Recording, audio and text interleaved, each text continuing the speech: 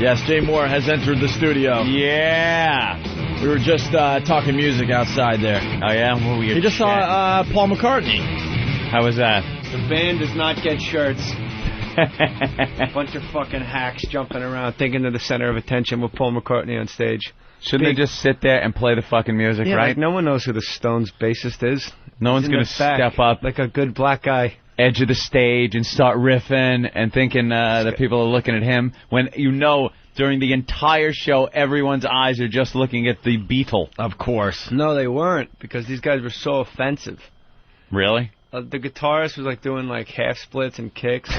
Stop it. And the drummer, I won't even believe that. No, the drummer was like a big fat Samoan guy, and he's doing like English Tea, which is like a little song by himself on the piano, and the drummer's doing like a fake like conductor thing during the whole. Why would they do that? Because they have this crazy sense of entitlement, like they have to be the center of attention. But Paul can wield an iron fist. He does it whenever there's a piece of leather on a stool. The stool's got to be removed from the fucking studio, but he must like on when the stage. Oh, wouldn't that be great? Just fling big stakes up at Paul McCartney as he plays. Do you think his wife has a leg closet? Because she has all different legs. Like she has legs that she paints the nails. Hi, Schnuckums. Hi. You think she's got one for running, one for walking? Yeah, she does have one for running. Yeah, that one with the little titanium spring on it or something. One that bends behind the ears so he can really feel like he's fucking a complete person. She's got to have a vacation leg that's doggy-style one leg. with a bruise. One with a bruise. Like, remember when I was walking to the restaurant, I caught my hip on the table? But the guitarist, during one of the applause breaks, flipped his guitar over, and on the back and tape it said, "Thanks." Wow. Like it was, I said, I have to go. I have to leave, or I'm going to fucking rush the stage and kill these people. Yeah, thanks. I've felt that way since Neil Diamond. Who I got way too stoned and thought he looked too much like Bill Murray in Kingpin. I was like, wow, I'm going to sever his Neil head. Diamond. I just don't like the way he sings the songs anymore. I want it to sound like the records. I don't want to hear, I want to, Sweet Caroline, good times never seem so good. And he goes, Sweet Caroline! I go where the noise is. Good times never seemed so good! Yeah. That's not the way you sang it on the fucking record. Bunch of fucking agents. How do you know, glitter by the shirts. I've heard live. Jason Steinberg's in the front row. Okay, all right. Never saw live Neil Diamond. Yeah. I would go and see live Neil Diamond. No, just for a goof. You know what? I saw Tom Jones, for God's sake. Yeah, but here's the thing, and Jimmy will understand this. I'm all for kitsch and goof. Yeah. But the second night selling out Staples Center, the performer in me gets very jealous, and I want to murder him. Oh, is that it? As a performer, like you haven't written a song in 30 years, and you're selling out Staples Center, you fucking asshole. You can't even look at me. Like you're just fucking walking through I Said.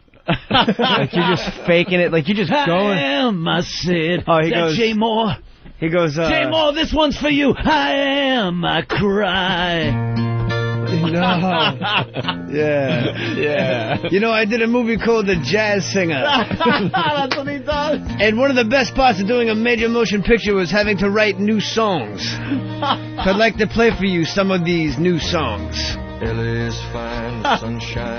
what he fucking said before I Said. And Jay Mohr's in the front row. He said, I want to play for you these new songs before this song. Really? And he was wearing, he was dressed like a professional bowler. I was thinking, wow, Stephen Lynch should rewrite the fucking song. The bowling song? The one he hates, that's the best song. The bowling song rocks. He likes it on a personal level because he knows all the bowlers. I saw him recently here in New York. They're still screaming out to play the bowling song because of us. What about FBA? He doesn't do the FBA. Why? Just doesn't do the FBA. No. And it's what, International AIDS Day today? It is AIDS Day today. I just saw up on the news, they had a big banner. They were doing a big celebration at Bryant Park here in New York. And you know what the sign said? It was a bunch of people, and it said, everybody has AIDS. Like, what?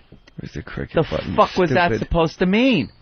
It There did. you go. Come on. How'd you miss that one? That's what it said. A little slow today. We're all touched by it and affected. I suppose so, especially some of us that receive oral sex from people who may be more likely to have it, like Let me tell you. Brazilian trends. I'm a lucky motherfucker then, because I have not even been flicked by the AIDS virus in any way, shape, or The form. beauty of you is you'll No get one it by I know. accident, like in a hospital. Will that happen? Yeah, you'll just get like a bad needle or something. You're Go for a faithful. You'll live a checkup. clean life. And you'll just wind up with the HIV.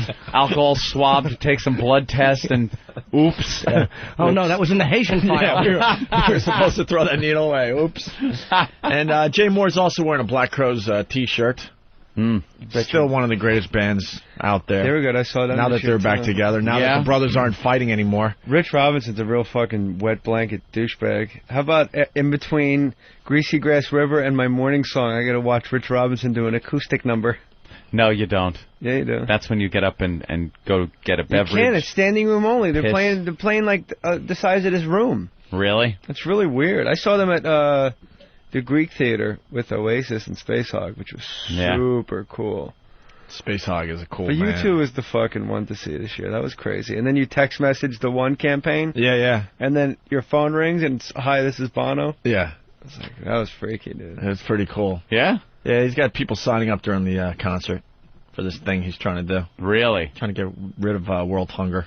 Yeah. Play your fucking is it music. World Hunger? No. Shut up. Bono gets a free pass. Bono does not get a free pass with his political agenda. Why don't you erase a third of Africa's debt? What? He didn't put what? That's what you say when you have no idea what to say back. Yes, What? I have something to say back. I know what he did. He went over. What? He's talking to world leaders and saying, erase their fucking debt. What? And they did. What were they going to do? Well, what they weren't going to get it anyway. They did. It's not like they're going to. It's like going out and going, hey, that homeless guy owes you money. You know something? Fuck it. Like he was going to pay you anyway. But officially, Bono, because you're fucking being condescending. But officially, you're sitting there going, that's what they say. What? Yeah, but officially, I don't sit here and take it anymore. But officially, they don't have to pay. That's banned. I'm banning you. Where's Bill Burr? He's going to turn your mic off. Bill Burr got me in that mindset where I'm not sitting here and taking shit anymore. It seems like every time he bans somebody, you go, no, you can't ban that guy. Yeah, I know. Thanks, Bill. Thanks, Bill. Thanks for tearing down the Good eighth job. wall. Good job. As far as Bono's concerned, how about the Africans just pay their debts? How about they pay their debts? How about they learn how to grow something like fucking wheat Exactly, and start wearing and water condoms. it? Stop. Put the machetes down. Stop hacking your people apart. Yeah. Stop putting truck tires filled with gas around their necks and lighting them on fire to make a statement. And I don't know, kill a pig and feed your village. Thank you. Right. That's what I Couldn't say. decide between family and village. He went with The whole at village, the because very the whole last second. the whole village is their fucking family. Village. I meant village. That's how they say it in Africa. but the I pig speak in the fluent village. African. Village. Everything edible they worship, fucking savages. No. Oh, Bono did a great thing, though. No, he's Bono terrific. did. And the show was good. Bono makes The show's great real music. You go there, he sings his songs, it's fantastic. The second he starts speaking up to world leaders, I get a little nauseous. I don't want to hear it. But he can go speak to world leaders, which is important. Because the world leaders want to be seen with Bono. Not yeah, the but second Bono he goes falls in. out of favor, which for some reason But hasn't Bono happened for goes 30 in years. and gives him like a fucking earful. He doesn't go in. It's not like a little love fest. He goes. Do you think anyone wants to take shit from Bono? You think a world leader, you think any president of any nation wants to take shit from Bono? They want a photo with Bono. Who doesn't? But he gives him. So shit. you sit there and you take some shit and go, all right, we'll write off the debt from Africa, like we were getting it anyway. No, Fucking how about leave that Bono picture? alone, dude? How about Bono goes to Saudi Arabia and gets us fucking dollar gas? Let him pull that off. Go ahead. Hey, you make a good point. All right, that's what people say when they don't have an answer. All right. I'm not taking it anymore. I'm gonna knock on the counter. I'm feeling tension between all our comedian friends and Anthony at this point. Except for me. I love Jay gotta be Mohr. two-sided. I'm one of the biggest I feel zero. advocates of Jay Has Mohr. to be said. Yeah, Ant's always been a big supporter. having Even Jay when on the Ope goes, Jay Moore was weird for a while. Stop. I made good on that. I know. I made good How on about that. all Opie's the upset people- with people that didn't come on the show when we didn't have a show. How about the people like after the first phone call I made on the message boards? Yeah, he's still got to fucking prove to me. Yeah, they weren't willing to accept. Like, I don't know. He was only on for 45 minutes. Yeah, sorry. And there was an hour and 10 minutes left in the show. Yeah, sorry that Jay gave us hundreds of hours of good radio. back Sorry in I the day. jerked off a gay man on live radio on NEW for crying out loud. Yeah, can you remember all the shit we got away with? I can't even imagine anymore being Sorry, there. bent over has a changed black so hooker. The stuff we did on regular radio. Got a little white thunder. Anyway, we got to talk to this author before we get into This what book Jay is actually Mohr really funny. up to. You're gonna enjoy this book. This guy's terrific. I was. Yeah. Thank you. Problem? Yeah, there could have been a huge problem. We're setting up something. Mm-hmm. And the author was listening in. Oh, that's fine because the book is good. It's called Sinfulness, and I think the listeners will enjoy this book. It has like. So you just take an ordinary word. Did I do something wrong? No, not at all. Not at all. Oh, okay. You take an ordinary word. Hey, Starfucker, could I get a black Starbucks? And I'd like a medium, please. See, like rags. Yeah, give Jay Mohr an example. You take a word like rags, relishing a golden shower. That's what that means. And the whole book takes words. Rap, R-A-P, repetitive anal penetration. It's an entire book. There goes Dickie Goodman. Flash, fucking lazy ass shithead. Where's Arlie Army? You guys played so much Full Metal Jacket last week that I bought it. It's a great. Will doesn't love it. Wow, no shit. The first half of the movie is great. We don't care if you're niggers, kikes, mix, or greasers. I love how he mixes Greasers. greasers at the end of kikes and niggers. You're so ugly you could be a modern art masterpiece. You had best square your ass away and start shitting me Tiffany cufflinks, or I will definitely fuck you up. He was the best sergeant And in ever. the second half of the movie, Fuck though, you up. the old sergeant, to me, the old colonel, could be the greatest character in movie history. And Jimmy does the impression. Not many impressions come out of Jimmy. That's right. But Listen this to one, Jimmy's impression of this guy. What's that supposed to be? Some kind of sick joke? I like your impression of the guy from Apocalypse Now. What guy? Ah, son. What? The Does Jimmy do colonel that? that's in the room in the trailer with Harrison Ford. Oh, we'll pass both ways to save time. That guy who was Time. Yeah, he was the You better greatest. get your head and your ass wired together, or I will take a giant shit on you. What a threat. We'll take a giant shit on you. What a If great... I find out there was an illegal killing, there will be a court-martial on your ass. That's the real guy from Platoon. There's always one real guy in the movie. All right, let's get this author on. Let's get him on the show here. You will be molested. His name is Steeling Clausey. Sorry. No, it's, yes, Steeling Clausey. Steeling Clausey. Can I hold the book in my hands? Steeling. Oh, yeah. Hello. Yes, sir. How are you? Is your name Steeling Clausey? Yes. Is that your real name? Yeah. Liar whore, and you know it. Yeah, I know. That's my pen name, of course. Yeah. Yeah. What does it mean, though? That doesn't mean anything. No? No. Cool. All right. When did you first, because, like, I was wondering about the, Oh, we're just getting coffee delivered to us. Sorry, Steeling. Yeah, no problem. someone just put down black coffee next to me. Stealing, I like Cliff. Tell us what Cliff, the word... Well, let Steeling at least explain what this book is all about, and then we'll get into some of the examples. Okay. Just to get everyone on the same page. Go ahead, Steeling. Well, years ago when I worked for a computer company, we used to message each other and email each other, and we knew that management could read it. And, Right. And, you couldn't use profanity or whatever. So one of my buddies came up with a good idea. Every day he would say, you asshole, and the first simple name was Ya. Or we say, you fucking lazy-ass shithead. That became Flash. So just kind of... Or you Flash, actually. Yeah. Yeah. Take a little bit of poetic license with them. Well, there you go. A lot of poetic license, actually. This one right here is pretty cool. Wait, hold on. Let's see what page. This is page 101. Yeah. Hold on. Let me see. Yeah, it's, where's that? It's the Q-tips. Q-tip. Oh, Yeah. quota. Quota, what's that one? Course use of toys anally. Yeah, one. I noticed there's a lot of The cartoon is here's like a biker guy with a little beanie cap. He's got a chicken, a dildo. Wait, what page is that? What page is that? There's 100. 100. 101. Yeah. Oh, okay, my book Who did closed. these illustrations, Stealing? Good friend of mine, Jason Love, out in California. Okay, what is on page 100? 100 is like some biker guy. Wait, hold on, let me get it. Oh, I see it. He's got a little beanie cap on. There it is. little Jimmy's they're both got it. guys. I thought one was a woman. They're both little gay men. No, it's supposed to be a babe. Now, I don't know. What made you think that company memos being passed around with these little things would make a good book? Well, What's that? Oh, wait. Jimmy's got one. He's been all morning just cracking up. It's unbelievable how much he likes this book. Hold on, page 30. There's a actual, there's two, like, devils having sex, and the guy's like, the one devil spanking the other devil, and he's going, who's your devil? oh, this is good. Or like, turn to page, LOL. Yeah. turn to page 28. Hold on. Oh, 28. Jimmy, I think you can find 28. Let's see. I don't have 28 now. Oh, my God. It's a muscle-bound chicken. Ecstasy. Engorged cock satisfying that ass's sinful yen. Wow. That's a long one. Okay, well, here's... He didn't read the caption. He didn't read the caption.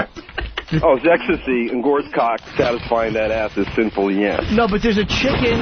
There's a chicken having sex with the guy, and he's whacking his ass, and it says, "Cock-a-doodle-doo, who's your daddy?"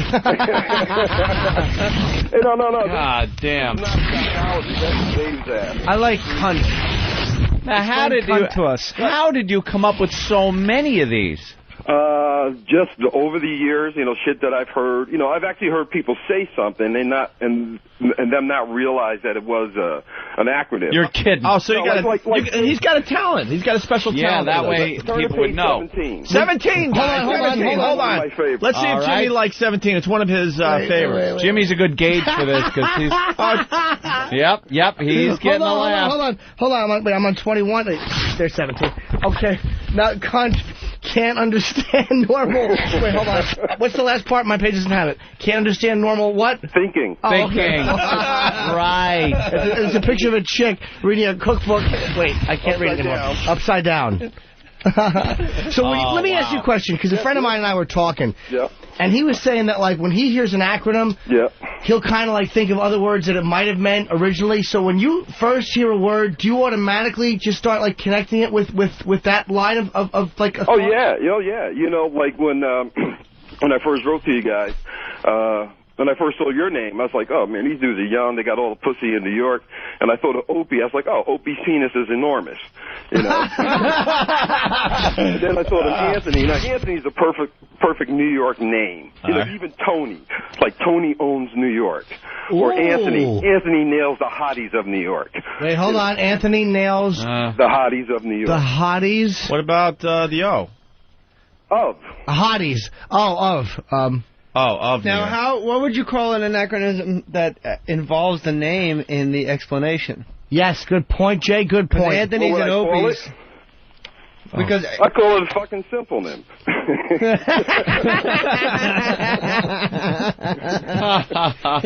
Wow. Oh, I tell you, the bush on this chick on page 129, Vampish. Oh, yeah, right? Tell our listeners what. She got a pierced tit and that nice fucking. Yeah. Vampish is there's a page of this picture of this really hot babe, and Vampish stands for voluptuous ass, magnificent pussy, and incredible sultry hooters. In the cartoon, there's two photographers. She's walking down like a beauty contest, and one photographer says to the other, "Do you think her tits are real?" And the other one says, "Of course not. We're cartoons." So, they had a whole book like that, and I noticed that you guys were busting my balls about my college buddy, James Oscar Barrows. You're busting your balls. That's what we do. Wait, I love it. Are we busting his balls about Wait, why are we busting his balls? I don't even remember what we said. Yeah, you're like, who is that? For what publication? Every book has like a quote from somebody, and usually it's somebody that is somebody, but it's just a name. So, because before I got to you guys, before the book went to print, I'm like, okay, I got to have a review. So James is like, I'll give you one. I'm like, fuck it. And there's where the review came from. Oh, yeah. Well, why didn't you get a real review, though? Book. Well, I was trying, you know what? Because of the content of the book, a lot of people were snubbing me. They were saying, oh, it's pornographic. As a matter of fact, the second printing will actually change to the cartoons. Yeah. Because Yahoo, which is one of my favorites,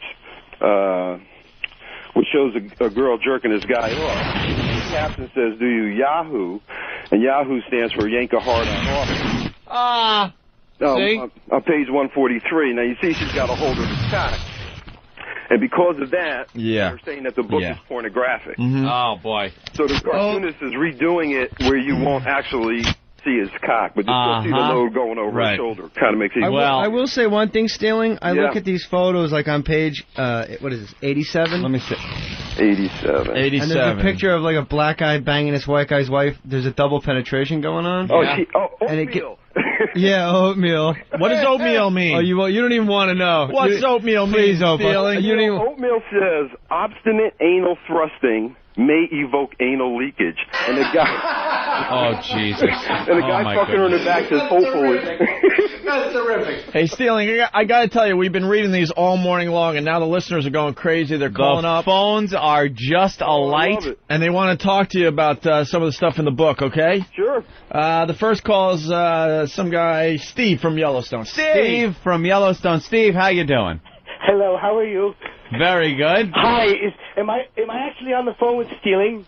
Yes. Yes, Steve. Hi, Steeling, how are you? I've actually been, a friend of mine works for the station. I have a copy of the book, and I'm kind of enjoying it. I just wanted to know, where do you get your ideas, because I'm really enjoying them. Believe it or not, they come from all over. I do believe it. You know what? Once I got into the habit of it... Ramone! Steeling Clausey should die of AIDS! Well, one of my favorites... Ramone! This book has the humor value of AIDS! Ramone! Today should be Steeling Clausey Day! Ramone! Acronym suck nigger dick!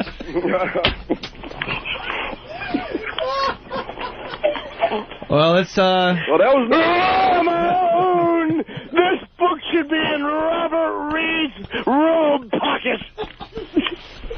Ramone! All right, can we hang up on Steve from Yellowstone, please? You know... Company should have anthrax blown through the vents! Available at Stinson.com. You know, Steeling, I got to apologize. Our phone screener seems to be a little off today because Steve from Yellowstone, for some reason, was not he was supposed to get through. He does that to a few of our guests sometimes, but we do have other callers that have called up. Yeah, let's say hi to Cigars and Scotch. He's a faithful listener of the program. CigarsandScotch.com. That's right. I have one for you, all right. Gaylord. Get AIDS, you lousy, obese, retarded douche. And if I had your book in front of me, here's exactly what I would do with it.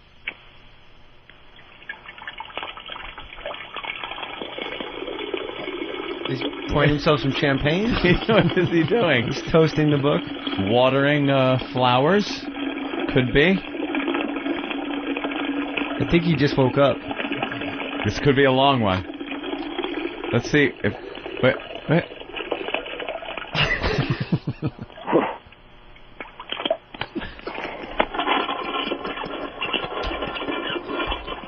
Now, would he use it as a urethra and pee through it?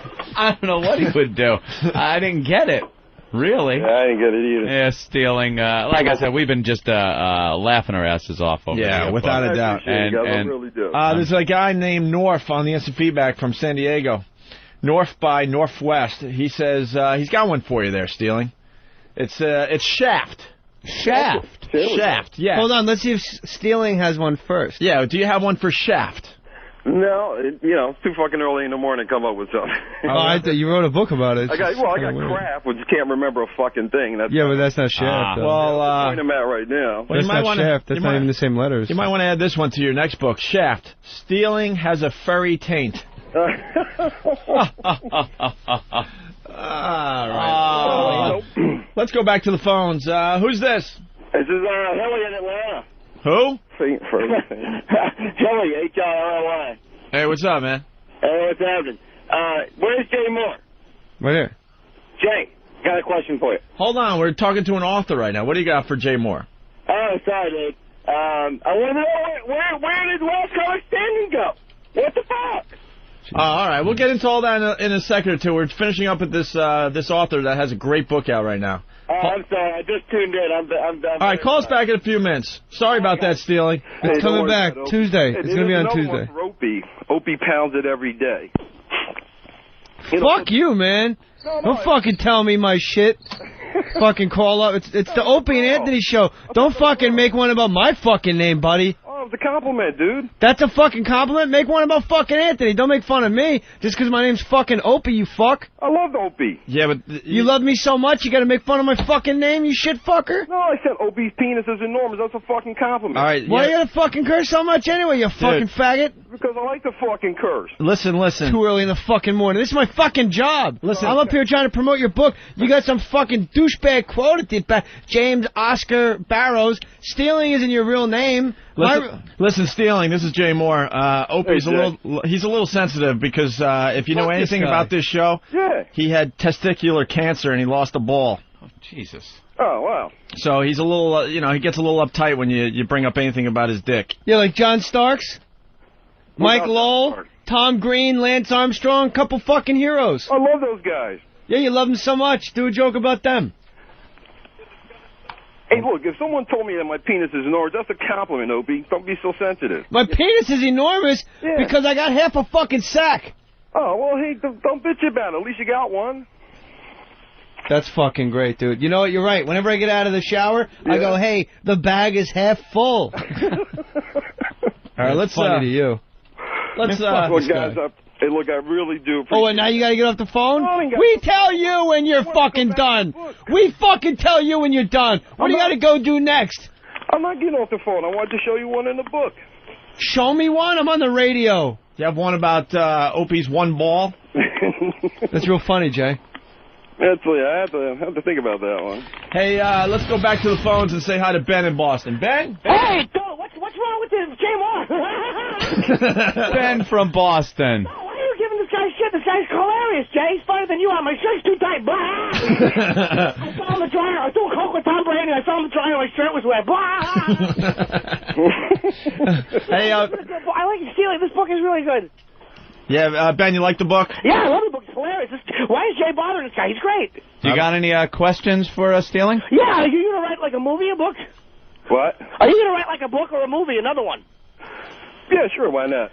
You actually have the one book or just more than one? No, it's just the one. Ramone! I should put on a fireman's hat and rape his publisher. Ramone! He should do book signings with Arthur Ashe's prick finger. Ramone! This book belongs on Gary Glitter's laptop. Ramone! Acronyms are for Fellows Against Gary Glitter over there. That's faggot, you unfunny bag of shite.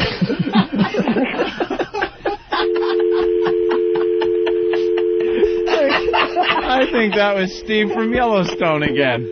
I think he got through the screener. That was Ben from Boston. Ben from Boston, yeah. I can tell from that laugh because he's up all night. Holy Jesus. Oh, what an awful, awful book. What an awful idea for a book. Oh, there he is.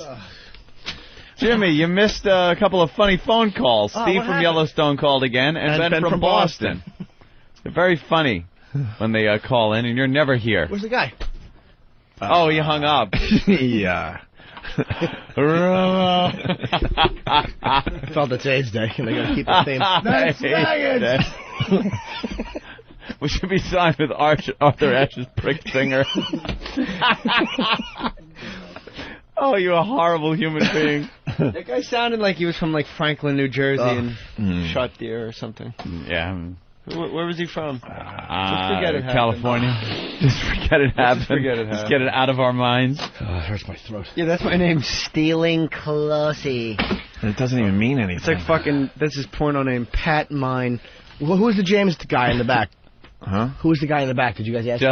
A college roommate or something? Yeah, there's nobody. All right, we're going to take a break. Jay Mohr's in studio. It's AIDS Day, so we got a little sing-along for everybody. So that's why I'm here. Jay, what are you doing in New York, by the way? We don't have to plug anything, right? No. You never come here to plug. We understand that. I killed Michael Irvin on my SI.com article today. Oh, yeah? Call him a lying fucking you-know-what. Yeah, you got caught again. Yeah, and his answers are no good. I was looking at your wall of fame over there with the hot broads. Yeah. And that girl, the Charisma Carpenter. What? Charisma. The one from Buffy? Yeah, I'd pee in her ass. And then we saw Britney Spears. Pre-pregnant Britney. Commenting what a fucking wreck she is, and she's married to that nigger. Jesus. Kevin Federline cornrows his hair for the cover of People like he's fucking Bronson Arroyo. Dude, the guy is great though, man. Have you heard his music? You probably, you're knocking him without hearing the music. Shut up. He's good, man. He's going to be the next Shut Eminem. up. Do you have any Ken Federline? I mean, That Jay can guy knock the guy, but he's stinks. good. I like him. He's Ken really Federline? Yeah, what's his name? Or Kevin? I like when Jimmy takes the pop culture test. Yeah, it's but then he gets Club us back. Soda Kevin? I was reading in page 6 that Scott Stapp, former frontman from Creed, showed up drunk to Celebrity Poker. I hear he's a complete asshole, by the way. I'm in town doing the NASCAR Awards. I host the NASCAR Awards every year. Yeah. I don't know what network it's on or what time. I don't know. Probably Spike, I bet you. And what is it, Charlie? TNT, all right. And Scott Stapp performed last year, and they go, please welcome the former lead singer. First of all, he did fucking Creed songs with him and his little, like, solo band. Yeah. And we're backstage, and all night I'm backstage. Charlie produces the show. I'm backstage at fucking NASCAR going, hey, mocking the guy. And I swear to God, we're backstage, and there's a fucking piano backstage, and I go, hey, man, what's up? And he goes, what's going on? I go, oh, I thought you'd be wearing leather pants, like just fucking around. He goes, I was going to, but they're a little too tight these days. 2 seconds later, that's how he's warming up.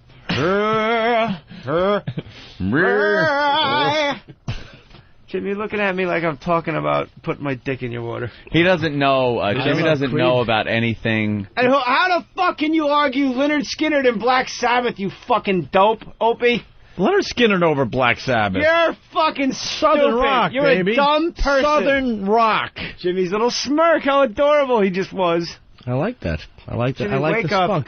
You can't argue Leonard Skinner over Black Sabbath at all. Why? Black Sabbath over It's Lynyrd two Skynyrd. different things. They are It's fucking rock and roll. It's fucking Sabbath. It's two different. Those Lynyrd are two Skynyrd different. Stinks. Those I are like two Lynyrd different Skynyrd. crowds. But, those are things That you was put like- your lighter up to if you're an incest survivor. Enough with Leonard Skinner already. Get it, Freebird, 8 minutes. Go take a shit when you play that, DJs. Oh, no, it's a little longer if you play the live version. You can live really version, get a forget dump about in. it.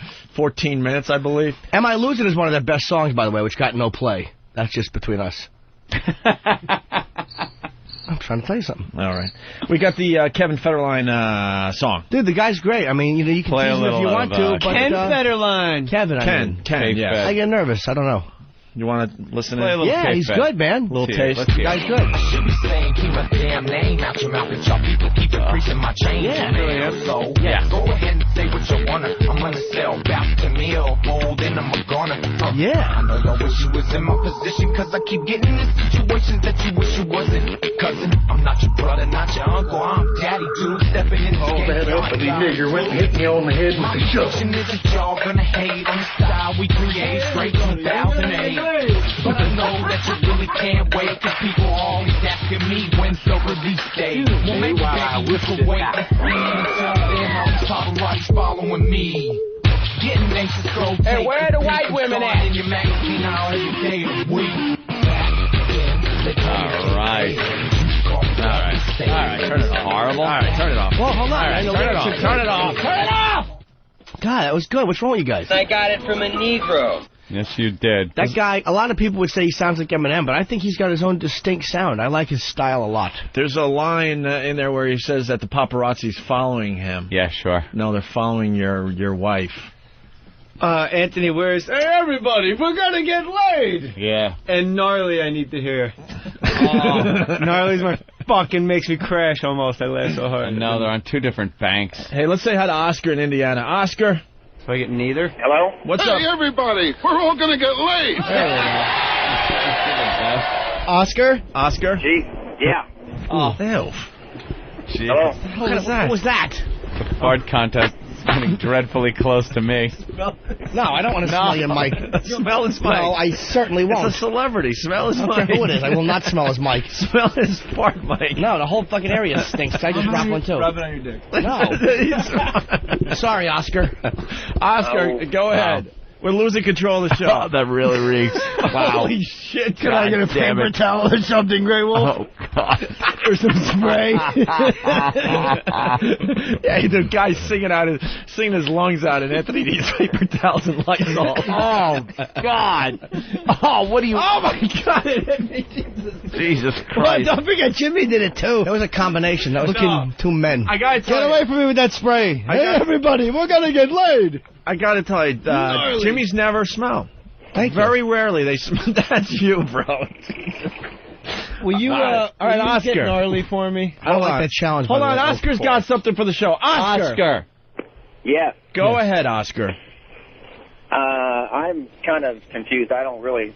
I'm just trying to find a responsible individual for messing up my bathrooms and showers. What are you talking about? Well, I'm a porter at a truck stop. You know what a porter is? Yes. Porterhouse. Yeah, someone that did horribly in high school.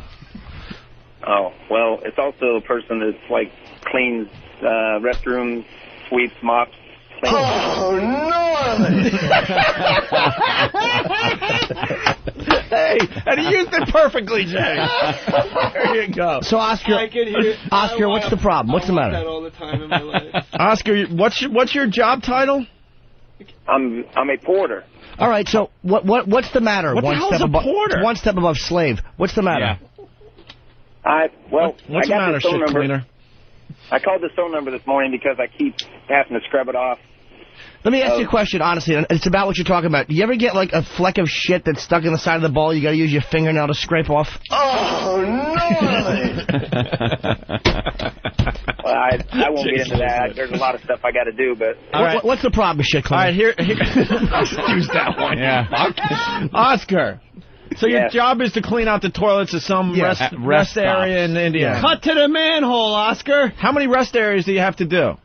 It's not a rest area. It's a truck stop.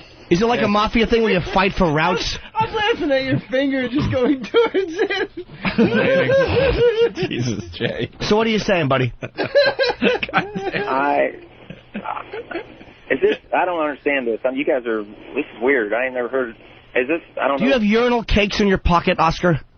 Oscar, you have a shitty job and you're not happy that you have to clean up Opie and Anthony advertisements on your toilets. I don't mind my cleaning duties. It's, there's bathroom graffiti and there's boogers on the walls, but this Sharpie writing that covers like 2 square feet. Yeah.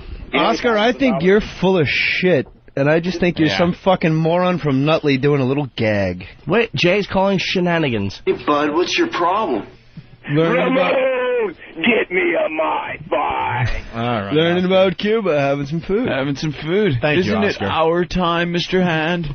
Hey, History, see the globe right over there. I know that, dude. I like when you do the ticket scalper guy, because I don't know a single line of dialogue except for when you do it. Act like wherever you are, that's the place to be. It's Damone. Hey, Debbie.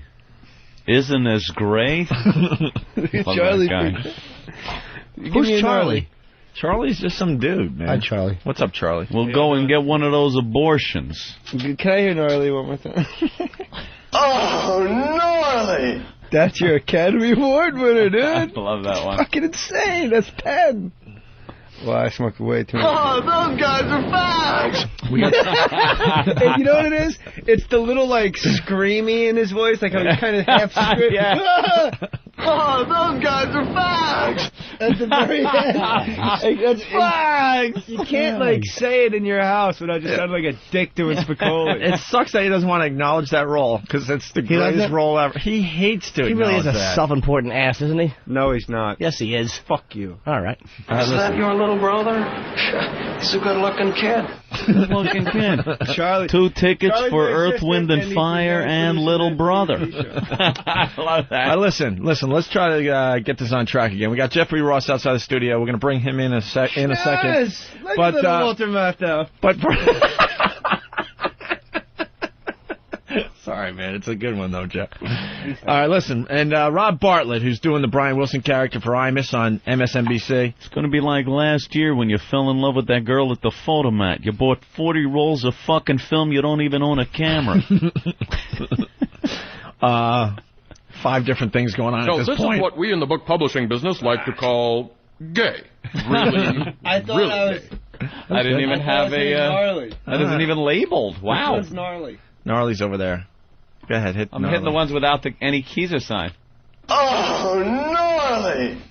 All right, listen. I want that in my machine, too, when I You're not getting a machine. You're not getting a machine. You're not mature enough. Look at Kelly Ripa with her fucking ripped up tummy. You know her labias are extra long these days. Did you ever see her camel toe? I saw a photo. Yeah, it's on, fucking really nice. It's on Whackbag. It's somebody's sig pictures. Yeah. So many kids have come out of there. It's got to be a little loose, you know. Big fist in there. She's smuggling a fist in those little underpants. No, Love it. The size of that family she's got. What is she up to? 3 kids now? 3. All right, can we play the Rob Bartlett? Three on one side. Please. What? Please. Yes. Brian Wilson character that Rob Bartlett does on Imus's show on MSNBC. Once again this morning, he's wearing the Opie and Anthony T-shirt, spread the virus, and he had this to say. My friend Brian Wilson, the Beach Boys. Good morning, Brian. Good morning, Opie. Morning, Anthony. Brian. Who wears little Jimmy and E-Rock and Martini Steve. Just doing inside jokes on Imus's show. Yeah. Bunch of senators watching. What? Yeah. Imus's listeners have no idea what I'm on this show, and what I that's have no about. idea what they're talking about today. I don't understand a single word Imus says. I love Imus. It's I like Imus a lot. I don't get it, dude. I don't dislike him. He surrounded himself with some great talent. All right, and then Brian Wilson had this to say. Well, Merry Christmas, Happy Hanukkah, Peaceful Kwanzaa, Solemn Ramadan, and for all you atheists, I guess have a nice life, because that's about all you guys got. I appreciate you, Opie. Have a cookie.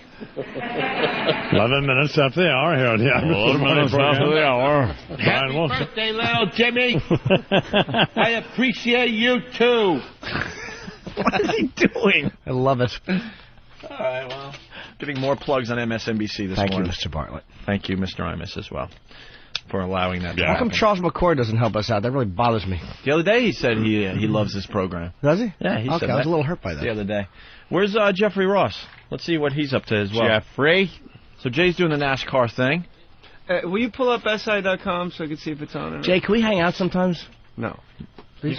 Hey, Jeffrey. I want it. I got to call Ben for your phone number. I'll give you my number. Hi, Jeff. Shut up, you hook-nosed Jew. There he is. Whoa. Wow. Is he packing heat this time? Not this time. I don't know. I figure you're over at in your hip, Iraq Bobby? so much. Huh? You should be carrying around an M16. I have a verbal assault unit. Oh, they're hugging. Jay Mohr and Jeffrey Couple Ross. of men haven't seen each other in a Yes, while. The man. back slapping. They're hugging and looking at each Remember the time other. we double-teamed Georgina? I think about it all the time. Me and Jeff Ross double-teamed a chick in my apartment, and she was sucking his dick, and I was fucking her from behind. She a comedian? No, she's a waitress. And then we made eye contact, so I gave her the finger behind her head, and he started laughing. And she goes, "What are you laughing at?" He goes, "Nothing, I just thought of something." I was like this. I was fucking, and I go. And he's like this. She goes, I just thought of something. What's Jeff packing? Jeff's got a nice fat hog on him. Does he really? Yeah, I'd say 7 inches. Like, same length as mine, but a little fatter. I knew he had to have something That's not good. what Georgina said, by the way, What'd just she for the say? record. She said that I had a bigger one. I And just if my said it was girlfriend's bigger. listening, this is all made up. I just said, when's her 16th birthday? Coming up. I didn't know you had a Good to fat see cock. everybody. Good Good to see. Yes. My dick looks a lot. It's really, really small when it's soft and sort of. It's a grower, not a shower. We all learned that. Jeff from had Jay Mohr. I think we were relatively lengthwise, maybe. I didn't take as good a look as you did, apparently. I took a good. Well, you were getting head. I was inside her giant Australian bush. Remember that fucking mange? Remember we said it was Kate Moss? How long ago was this? A long time ago. Yesterday. It was like September. Just blowing up your spot. This is great. A little Jersey reunion. Norton, That's Mohr, what and it is. Ross. There you Oh, go. that's right. All Joe, you your guys. stripper friend. He's doing good. He's a fireman in Irvington. Badlands license plate still. Yep. What's that about? Had a baby. He's doing good. Yeah, okay. Ooh.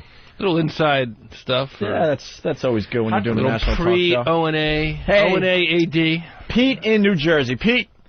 Hey, Jay, you going to be funny on Friday for the awards this year? Because you weren't really that funny last year.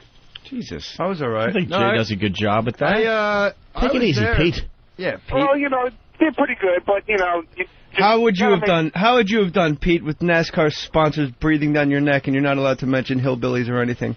Well, you just got to make fun of Jeff Gordon. He's too short. Mark Martin, all those guys, you know. Wow, that would fucking... Wow. God damn, he is short. Give me one. He is short. Yeah, fucking Jeff Gordon short fuckers. Yeah. What's going on? How's it going? Shut up, you fucking faggot. Go fuck your mother's cunt. You dick. Jeff Gordon short. Fucking, what's up, fuckers? Hey, turn down your radio, Stop Pete. listening to yourself, He wants Pete. to listen to himself be insulted. Yeah, I'm going to listen to Anthony call me a douchebag. Hey, Pete, give Jay some more material for his NASCAR Yeah, what gig. else should I do? Turn down your fucking radio, asshole. This ain't Mike and the Mad Dog. We'll be back on the Flash after this. You're just Alaska with the Flash. Pete, turn down your radio, Pete. It is down. You can hear it on the replay. Turn your fucking radio off. Oh, no, that's not that radio. It's a different radio. Oh, it's a different one. Turn it I off. live in a land of many radios. You're a liar, Not Pete. the one we were telling you to turn down. It was the other one. Welcome to Pete's Radio Land. Emergency services. All right, give Jay more NASCAR material. And Boogie Nights. Come on, you got the short guy. You got the Jeff short Gordon's guy. short. What's another funny NASCAR joke? Last year I said Kyle Busch looked like Peyton Manning. You just fucking laughed, and then you just said I wasn't funny. That's true, Pete. You said I wasn't funny, and now you just laughed at a joke a year later. Come on, you got anything about a pit crew fire or something? Yeah, Pete, come on. More material for Jay. Go. You know NASCAR. Let's go. What do you got? I don't know. I'm not a comedian. I'm just Ah, a critic. There it is. He's not a comedian. Neither's Jay. It hasn't held him back all this time. Let's go to Ryan in North Carolina. Now we got the calls coming in for Jay. Ryan? Hey, boys. How you doing? Hey. I work for NASCAR, actually. I want to know if Jay's going to address the Kurt Busch drunk driving incident in Phoenix. No way. It's not stupid. I think it's kind of funny. Yeah, it's hilarious. Hilarious. What happened anyway? Keep a job. We don't know much about NASCAR, Jay. You got arrested for DUI. Well, he refused the breathalyzer. What happened? Which is the same as being guilty of a DUI. That's what you got to do, though. You got to refuse. You're going to get hauled in anyway. Then you lose your license for a certain time. Not when you're on that track, motherfucker. You should see the fucking allow you chicks to these drive guys there. troll in with. Oh my gosh, they're so hot. Really? That's all I got, boys. NASCAR That's what you chicks have? are hot? Yeah. Yeah. Really? Dude, the guy I gets wouldn't handed a have known $5 million check on stage. That's not including, like, his yearly salary or any sponsor exemption or anything. It's like, hey, you took 5th place. Here's your $3.5 million check. Bye. Jesus. Yeah, they got to walk around with like an advertisement with those ridiculous uniforms that say Exxon. Why are you so negative, Jeff? Jeff, that is true. Negative. Fucking try to weasel my way into the conversation. Poker players are handed that shit, and they don't have, like, hot groupies. It's because of degenerate gamblers. Except for Annie Duke. See the rack on her? I don't think that girls she had like those guys on who the risk start, their or you lives. think she put those in? I think those she had put them in. lowered. What's wrong with advertisements? That kind of money? I don't walk around with a serious dog in my face. $5 million. Let's go to Eric in Fort Lee, New Jersey. Eric? Hey, good morning, Jeff boys. Ross is at Caroline's. Jay, I saw your girlfriend on Monday, on that show. Wanted to put my cock between her tits. She's so good looking. Oh, this is a nice compliment. Certainly nice is. Guy. What a good guy. Not a nice, Are those real? Jesus Christ, fella. Eric. Come on. All right, thank you. Let's go to Trucker Mike. Trucker Mike, what's up? Hey, how you doing? Yeah, I just wanted to tell you, Truckin' Bozo was giving you guys props on the show yesterday, basically saying how much of a no talent that Howard is and that you guys would blow him away. Might make a good guest for you one morning. The trucking bozo. Yeah, we should get him on the old horn. That's a big channel, right? I don't know what he does. I think I listened to him once. He talks about like gas prices and stuff, I think. Yeah, he's on the trucking channel. He's on 171 there. A nice plug for the show there, Ope. Yeah, I know. I think Talks about petrol. I think he tells you where the cheap gas is around America. I don't know. What time is he on? He's on, I believe, from 3 to 6. Okay. And I think he's organizing some kind of convoy in the near future.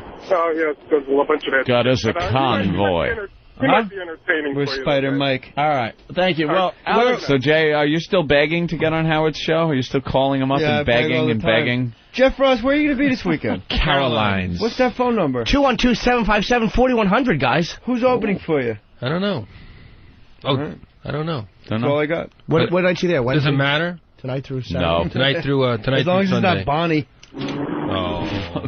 Why? Why does everyone fucking go, oh, I didn't say oh. Come on, It dude, is she's Rich hilarious. Voss's wife. I do think Bonnie's It's out funny. of respect for Rich. This is why I hate Voss's guts. She told Howard I groped her.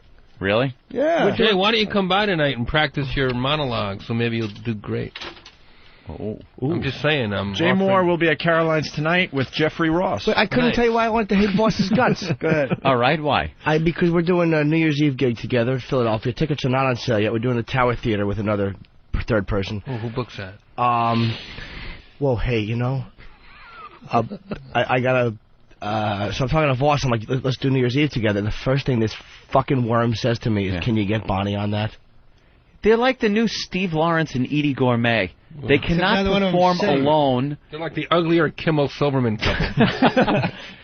They're going to destroy each other's careers. They cannot be alone. You hear Rich plugging his shows on here, and it's like, me and Bonnie. She did HBO and Letterman. Their comedy team should be called Bonnie and the Jewish Anchor. He's a fucking lead tie. Dueling middles. Middle. Hey, guys, we got Bruce in Montreal. Bruce. Good morning, boys. Good morning, Hello, Bruce. Bruce. Hi, Bruce. Are you listening legally on XM Canada? Up there? Oh, I am not. Another illegal guy. I'm going to turn you in. Buddy in Charlotte got me in about 8 months ago. Really? Oh, Who's cool. that? All right. Do you know about XM Canada, sir? I do know about XM Canada. All right. You don't see Sirius anywhere. All you see are XM stuff all over the circulars and Of tablets. course. Yeah, XM is kicking ass already in Canada. All right, what do you got there, Bruce? Got material for Jay. Okay. A sinful name for NASCAR. Okay. Non-athletic sports centered around rednecks. Not bad. Okay. It's not bad. Shabby. Not funny, but not bad. Yeah, it's not funny, but it's accurate. It's one of these. Oh. Made you Clever. think. I got a good one for NASCAR.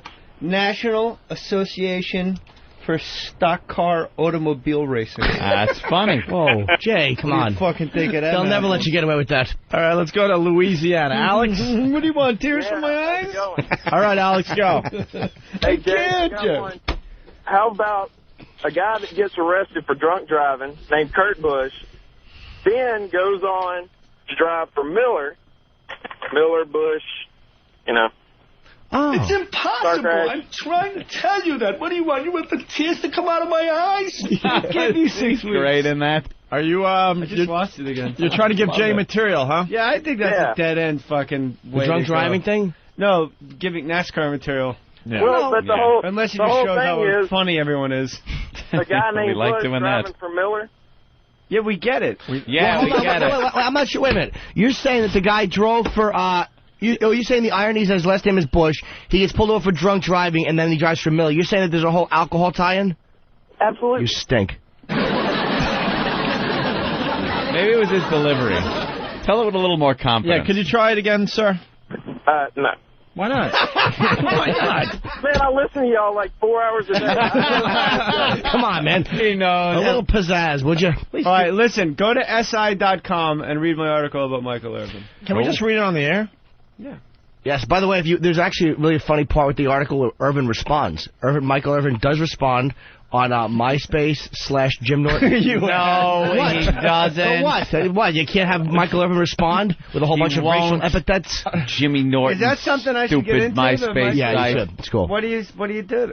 You meet friends, Jay. I have It's nothing fun. to sell. You plug things, right? You're I have selling nothing to something. plug. You don't have to plug. Plug Dane Cook Plug on Saturday Night yourself. Live. Oh, he's on SNL. You get into a pissing contest. You can plug No wonder girls. Barry's so fucking crazy lately.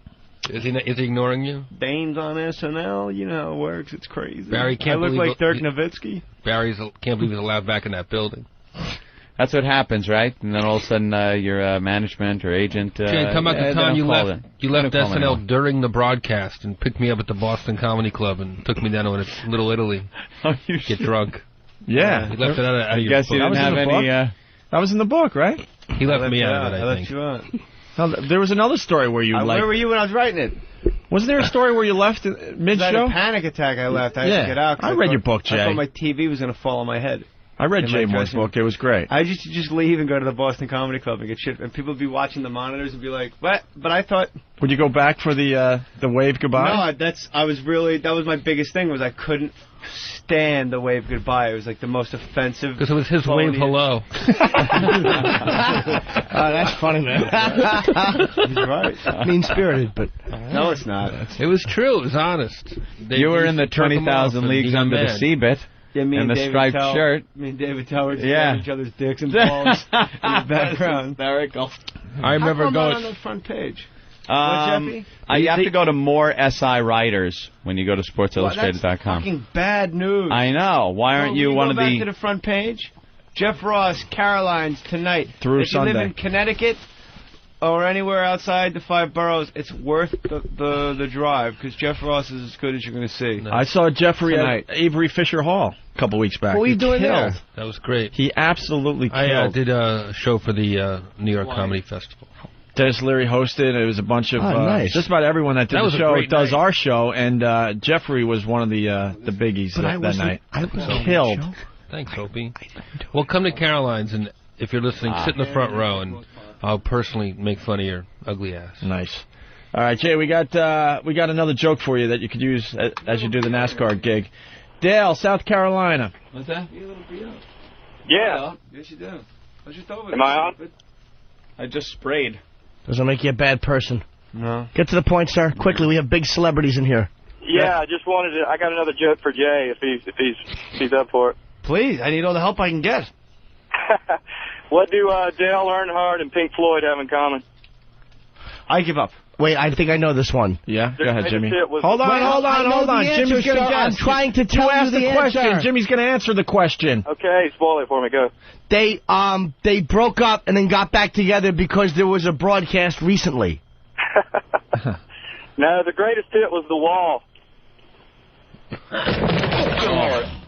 It's horrid. That would go over well. Jay? Make a splash. Yeah, why not, Jay? Wait, dude. Let's go to Mike in Illinois. Mike? Hey, guys, how you doing? Hey. Hi, Mike. Hey, that joke that your cocksucker just said there in South Carolina, that was on Mancow 4 years ago, so that's old. Oh, man. All right. Did you say that cocksucker right there? That cocksucker? That cocksucker. Hey, Which Belushi are you? I was just at the race in Homestead there, Florida, a couple weeks ago. Yeah. There are hot chicks all over. You guys got to get to a race if it ever comes to New York there. I think we were supposed to do one of the races. Richmond or something. I don't know what happened with that. Yeah, what happened? I don't know. We were supposed to broadcast live. We thought it would be pretty cool to do. Who cares about this NASCAR bullshit? It's pretty big out there. I haven't said a word about it. I think NASCAR is very popular, and although I don't enjoy the sport, I think we have to acknowledge its popularity. Very popular. It's been popular for 10 years. Sports Illustrated 10 years ago said it. Popularity. I just wanted to make a funny noise with the word. Let's go to Nashville. Honor its popularity. John, Nashville, what's up? Hey, he could do Christopher Walken doing NASCAR broadcast or telling them, gentlemen, start your engines. That's good. Are you trying to set up Jay Moore? I'm trying to set him up. He's too busy reading the newspaper. Maybe you could do this, sir. Maybe you could do a funny thing about NASCAR and how, like, Harry Chapin would be good if he wasn't on the LIE that day. Ha ha ha. All right, punch it out. Thank you, sir. You're a dullard and an ass. He laughed at your joke. He liked it. I wish he was here. I'd like to tickle his ribs with a fist. Tee. Hey, we got the Howard Stern audio. Oh, we did? Yeah, Eric got it. E-Rock got it for Jay Moore. E-Rock. Howard Jay calling, Moore begging to be on my show, Robert. Howard calling Jay Moore a loser. Begging. Hey, Mitch, you're on the air. Yeah, I just wanted to let you know that Jay Moore ripped off one of your bits on Jimmy Kimmel last night. Oh, no, here we go. And listen to that rat just calling in with false information. This guy's on my side. This is great. Was he? No, this guy's totally into me. What happened? I forgot how this went. No, he's setting up Howard because he knows. This guy kills Howard. This guy's a fan of mine. Yeah, he knows. Oh, great. He knows all you have to do to get on the air is to say someone was ripping you off, and then, of course, you're going to get right on the show. And Howard buys it. Hook, line, and sinker. Hey, Mitch, you're on the air. Yeah, I just wanted to let you know that Jay Mohr ripped off one of your bits on Jimmy Kimmel last night. What do you do? He was actually breathing while he was telling one of his jokes. Kind of like you do. I think you invented that. Yeah, boy. Hey, Jay, why don't you stop calling? Yeah, boy. You hear the hole? You hear the hole in the background? That's all she's got. Oh, boy. The worthless twat. Oh, boy. Oh, boy. One of these. Can I have one or two? Yeah, that's worth, that's worth $1 million a year to the company. Thank you. Oh, boy. Oh, boy. Too bad. All right. Focus, Jay. Focus. Focused. Hey, Jay, why don't you stop calling the show? You're not coming on ever. It's me. So he thinks that's you? I'm that guy. He thinks I'm Mitch. Go Stop back. calling the show. Did you hear the Jeff? He thinks I'm going to call him a fake guy. He's so full of himself. It's just a listener, and Howard thinks it's actually Jay Mohr. You guys know my voice as well as anybody. Yeah. Like, just imagine this is me. Oh, you want me to go all the way back? I just want to hear this guy's voice. Like it could actually be me. All right, here we go. Hey, Mitch, you're on the air. Yeah, I just wanted to let you know that Jay Mohr ripped off one of your bits on Jimmy Kimmel last night. What do you do? He was actually breathing while he was telling one of his jokes. Kind of like you do. I think you invented that. Yeah, boy. Hey, Jay, why don't you stop calling the show? You're not coming on ever. He thinks that was you. Yeah, antagonizing. Yeah. He knew it wasn't you. He just didn't know how to get out of that because it was kind of an embarrassing reveal as to him complaining about everything. He knew it wasn't you. Boy. That's some good insight. That's a nice Jim plug. Norton. Good plug. Very good. That's a good plug. I'm going to watch the NASCAR think you'd have show. more to do. Yeah. Isn't Jay the comic who tried for years to get on our show and then trashed me on the Opie and Anthony show? Absolutely. Yeah, well, F him. He stood on the side of the MTV Awards. Yeah. He stood there, not unlike Jim Carrey 10 years earlier, just waiting to get on the And what a fucking loser he turned out to be, you fucking big-mouthed asshole, Kenny. Stop sucking Howard's there. I'm going to be in a fucking comic book store in Long Island this weekend, boy. Right. Oh, the guy every week. He's got to be on the street fucking grubbing up change. He still has to do bar gigs. There's There's Howard bar taking gigs. care of you, Gary. What kind of asshole is on a nationally syndicated radio show and still has to plug his own bar gigs? Oh, Jimmy, sorry. Where are you going to be this weekend, Jim? Nowhere. Just here. Dude, at least you're performing. This guy's going there to be a lackey, to show people what a lackey looks like. He'll go to a bar. Jeff Ross, Carolina. Hi. Thursday through Sunday. Thank you. Hi? That's what he'll say. Hi. Oh. And that's his job. Tell him, Fred. Hoo-hoo. stood there, not unlike Jim Carrey 10 years earlier, just waiting to get on the show. Yeah, so Jim got on and Jay didn't. Right. And so, boo-hoo. Boo-hoo. So after being a super fan, he trashes me. Because he's got no goddamn convictions or morality or You anything. hurt his feelings. Yeah, I have his no feelings, 'cause he's convictions. You know me, I'm convictionless and rudderless. I have no opinions about anything, and I've always been a super fan. But I was Bono and Gary Oldman. Those are my super fan men. Fucking Howard. Some old skinny Jew. That likes wearing rap clothes now. At Does he? 53 years old. Yeah, he was on Letterman in a rap outfit. Let me tell you something, dude. And how about how he's just so tired of his own show, like when he's just going, isn't he the guy who, like he can't, he's putting himself to sleep. He's somnambulistic, Jimmy. What was that word? Somnambulistic. I like it. It's a very good word. I've never heard it before. Yes, you have. But this is like a little quirk I have. Like, I'll hear a word, then look it up and write it down and make it part of my vocabulary. Like, if I ever have a character in a movie, that's going to be one of those endearing qualities. Like Joe Pesci in that homeless movie would fondle rocks to remember things. Oh. Remember that? Oh, that was that Harvard movie. With honors or something like that? Yeah, it really got me. Steve, Long Beach, what's up? Hey, I got a joke for Jay. All right. How many NASCAR fans would take screwing a light bulb? How many? Well, you can find out on eatabullet.com. Happy birthday, Jimmy. Thank you, fella. Good plug. Oh, that was nice. That was a good one. Back to the audio. You hurt his feelings. Yeah, I hurt his feelings because he's such a scary talent. Now he's doing Star Search. Great. Oh. Good luck. What a douchebag. I only did it Now twice. he's doing Star Search. I thought he meant he was goofing on Last Comic. I think he was goofing on Last Comic Standing. Yeah. Which was a national TV show. What's bad about having one of those? It helped every comic in the country, including our very own Jim And Norton. if you think about it, American Idol could be considered Star Search, one of the most popular shows on television. One of the websites that you guys are friendly with, I got to take issue with, and that's fuck, I'm gonna forget what. MySpace/Jim Norton. No. Cringe Humor. Oh, Cringe Humor, yeah. They got me listed as one of the all-time worst comics ever under Hack and Network Sellout. Wow. But then they review like a Rich Voss, Bonnie McFarlane, and like Alonzo Bowden show and Dave Mordell show, and they'll give the show an A+. Oh, and it's like, well, how can you call me a network sellout if you're giving an A+ to the people that I put on television? Like, how do you put me under fucking Ant? Oh. Like, go on Cringe Humor, and they read what they write about me. CringeHumor.net. It's like I steal all of Bobby Kelly's material. I don't fuck a stool on stage. All right, as Anthony gets that up. I'm not a sex addict. Back to the audio. Hold on. Excuse me. For the guy who just opened his asshole in front of me in the bathroom, not a sex addict. I'm not saying it wasn't hot and appreciated. Just saying you are. I will say you did run into a stall like a little girl. I used to open for Jay at colleges, and while I was on stage, he'd stand way, way, way in the back and pull his pants down and flap his dick around while I was trying to remember my jokes. Caroline's Thursday too soon. There you go, Jeffrey Ross. You can do that when the opener goes long. All right, back to the audio as Anthony finds what you were talking about, Jay. You certainly weren't going long. Good luck. By the way, I have to take back what I said about that show. I watched the rest of it. It was abominable. All right. Boy, New York comedians were really bad. Really? Oh, my goodness. How good's a comedian going to be on television where you're not allowed to say anything? I mean, seriously, think about it. Well, they did do some bleeping, but, man. And bleeping always makes everything funny. Well, it made Ozzy funny, so I guess the comedians thought it would help them. Right. She had nothing to add. Last Comic Standing was a good show. It did help me. me. It really was a good show. Gave me a great relationship with The Tonight Show, which I can directly It made attribute. Voss a headliner. What other fucking plug do you need? Rich Voss headlines The Stress Factory. Norton had the best Tonight Show set I'd seen in 2000 and up. Oh, thank you. It was amazing. I agree. It really was amazing. And you're always on with the hottest little fucking whois. Kira Knight. That's because the girls request me. Yeah. They do. They want to see about that. They just want to touch my chin. They know.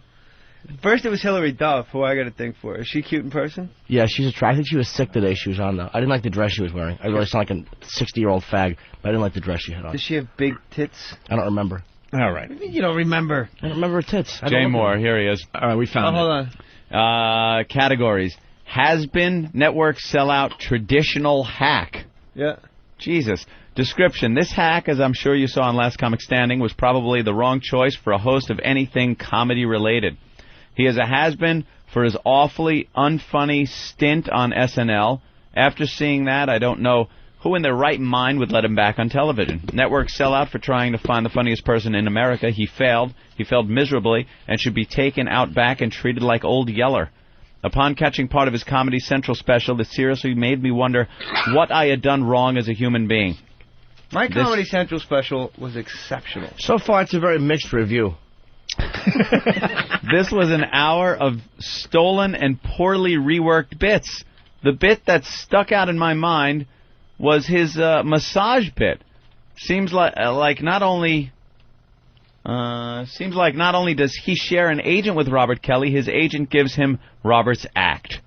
And I'm pretty sure he could fall under the female category simply for the fact Jay is a massive cunt. Wow. He is second only to Lisa Lampanelli.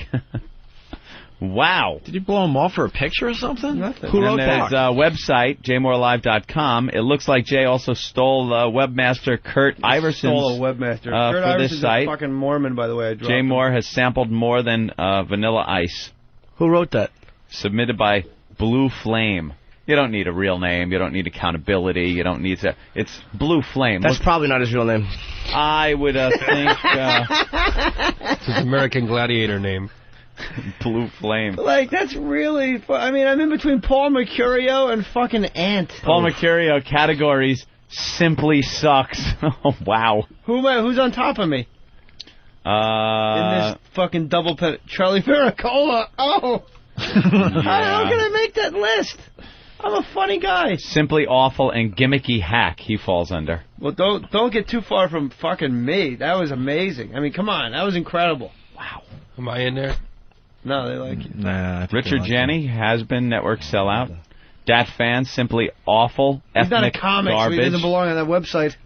Lisa Lampanelli. Lisa Lampanelli's funny. Traditional hack female. I dig Lisa Lampanelli. Traditional hack? Imagine Don Rickles with hideously misshapen breasts. Her whole I love black there's cop nothing gimmick. funny about Don Rickles. No, but I think what they're saying there, and I got to jump in and almost defend that review, is what the point he's making is picture like what Rick is not shitting on Rickles. Whoever wrote that. She has the sex appeal of B. Arthur's rectum. Wow. That's a little mean-spirited. Yeah, and that's not hacky at all. Right. But how did I get a review that awful? That's scathing. What did you do? You guys have seen me perform probably a dozen times. I love watching Jay. Laughed my ass off. Ant. Carlos Mencia. Like, how did I make this list? Carlos Mencia. Why are you plugging? You're the one who plugged the website and told everybody about it. Because I wanted to know how he can review a Rich Voss. Well, let's get him on the air. A Rich Voss, Dave Mordell, Bonnie McFarlane show. Give the show an A+. They came from a show I created and then call me a network sellout. Fuck you, you fat bald fuck that has no talent. So all you do is make fun of people. The show was good when it first started, but in the end, by season 3, it was no. That's NBC's fault because but we didn't. They don't know that. Some schmuck. We didn't want to do the show. They pushed for a third season way too soon. They wanted to do a third season a month after the second season ended. You agreed. You can't tell a network, no, I'm not going to take your 25-episode order. You're out. Right. Yeah. You can't say no, boss. What if you said no? What would have happened? You're done. They would have replaced Why? it. They would have. They'd do it with somebody else. I would have done it. Who runs this site? It's Pat. That big fat That's Pat. guy. He was in here once, and I think Club Soda Kenny interviewed him. Patrick. Oh, did he try to do the news once? And then he trashes me because he thought I set him up to fail on the show. Yeah. He has absolutely no skills in front of an audience or in front of a microphone. And he looks like the guy that. And he bombed horribly on our show, and then he trashed me on the website. Why, saying I set him up to fail. Did he trash you on the website though? Fuck yeah, he did, man. Oh, so you're with me? I never forgot that. Yeah, of course he did. He had horrendous things to say. Featured comedians: Dane Cook, Ben Bailey, Greg Giraldo, Laurie Kilmartin, Keith Robertson. All right, Steve Byrne. All right, you know what? This isn't going anywhere. I don't know. I like hearing names. Well, it's better than hearing fucking NASCAR jokes, Opie. Well, we're just like that was. Why did Jimmy's friends have to wait so long before they come in here? Not anymore. We got through that. Do you know that site was originally Cringe Humor? Originally was morphed from JimNortonFans.com, and then it changed. And the word cringe mutated. And the word cringe came from our show. Really? And we're doing the whole cringe radio. Cringe radio. So I mean, you know. And I've retired from stand-up, so take me off that fucking thing. Have you retired? Hey, why don't we play some comedy instead of speaking of comedy? I'm going to try to get us to break here. Why don't we play little Jimmy Norton on the Tonight Show? Can I have a kiss? No. Why not? Can I hear the bowling song by Stephen Lynch? Something funny. Wait, no, hey, wait a minute. Norton's funny? That was a backhanded compliment. No, I think Jimmy's very funny. Wait. All right, Jay, what do you want to hear? I want to hear the bowling song with Stephen Lynch. I don't. Oh, boy. Who asked you? When people are talking, it's none of your business. Play Especially the version from a CD where he explains the whole thing. No, I hate that part. What? So I don't want to play it. It was drunken people and fucking rascals and orange. Well, play it! Because we forced him to play it. No, really, I don't. I don't want to play it. He played it. Here's the history. He came in and played the bowling song on our show, and we trashed him. We said, we like what you do, but you finally played a clinker. A clunker. How could you say that? Clunker. Well, that's what we said at the time. And we made fun of him, and then we told everyone who was going to the show to request a song. So we put him in a strange spot that night. Look at Muffler. Who's that? Muffler rules. That's one of my friends. Fucking. Who's the girl? She's hot, man. She's on. Is that the one? All right, this is a Jay Mohr request. You want to do it? It's you got the one from the CD? You heard this bowling song? All right, Derek's got it. Listen to this. Before you, dude.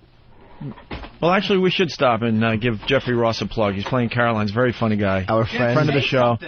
Who hasn't poked a log before? We've all done it.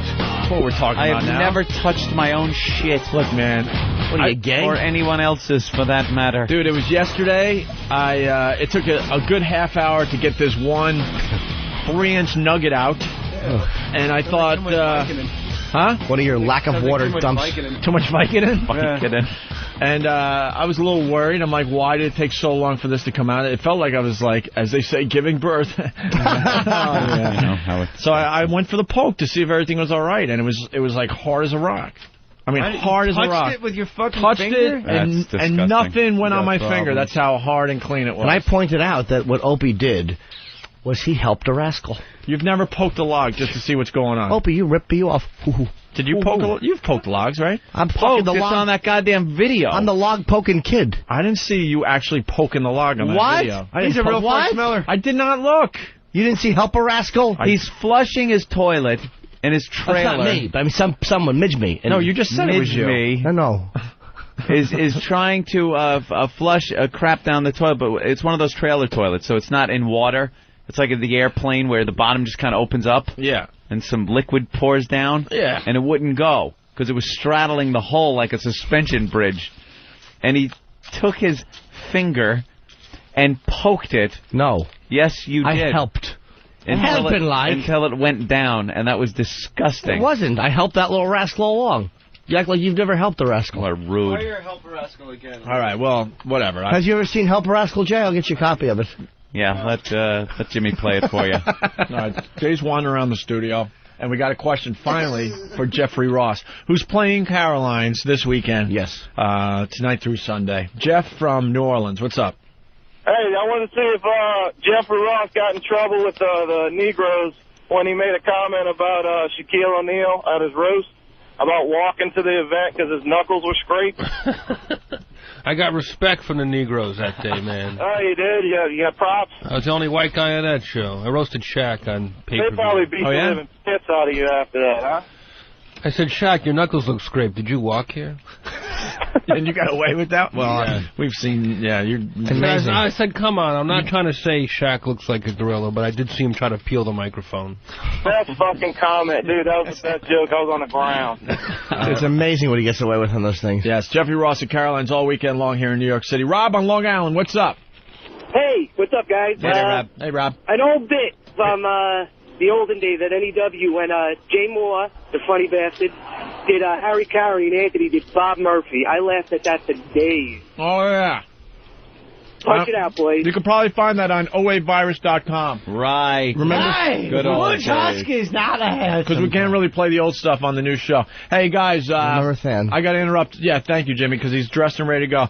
We're going to lose our own Nathaniel for the rest of today. Oh, gnarly! Oh, my goodness. Looks like a fucking Mormon. Where is a picture? You're so handsome. Thank you. Your bangs. They're crazy. Yeah, they stink. I got Your bangs need more cowbell. Your bangs actually, unfortunately, really have to make this brief, Opie. Well. No, what's wrong with his bangs?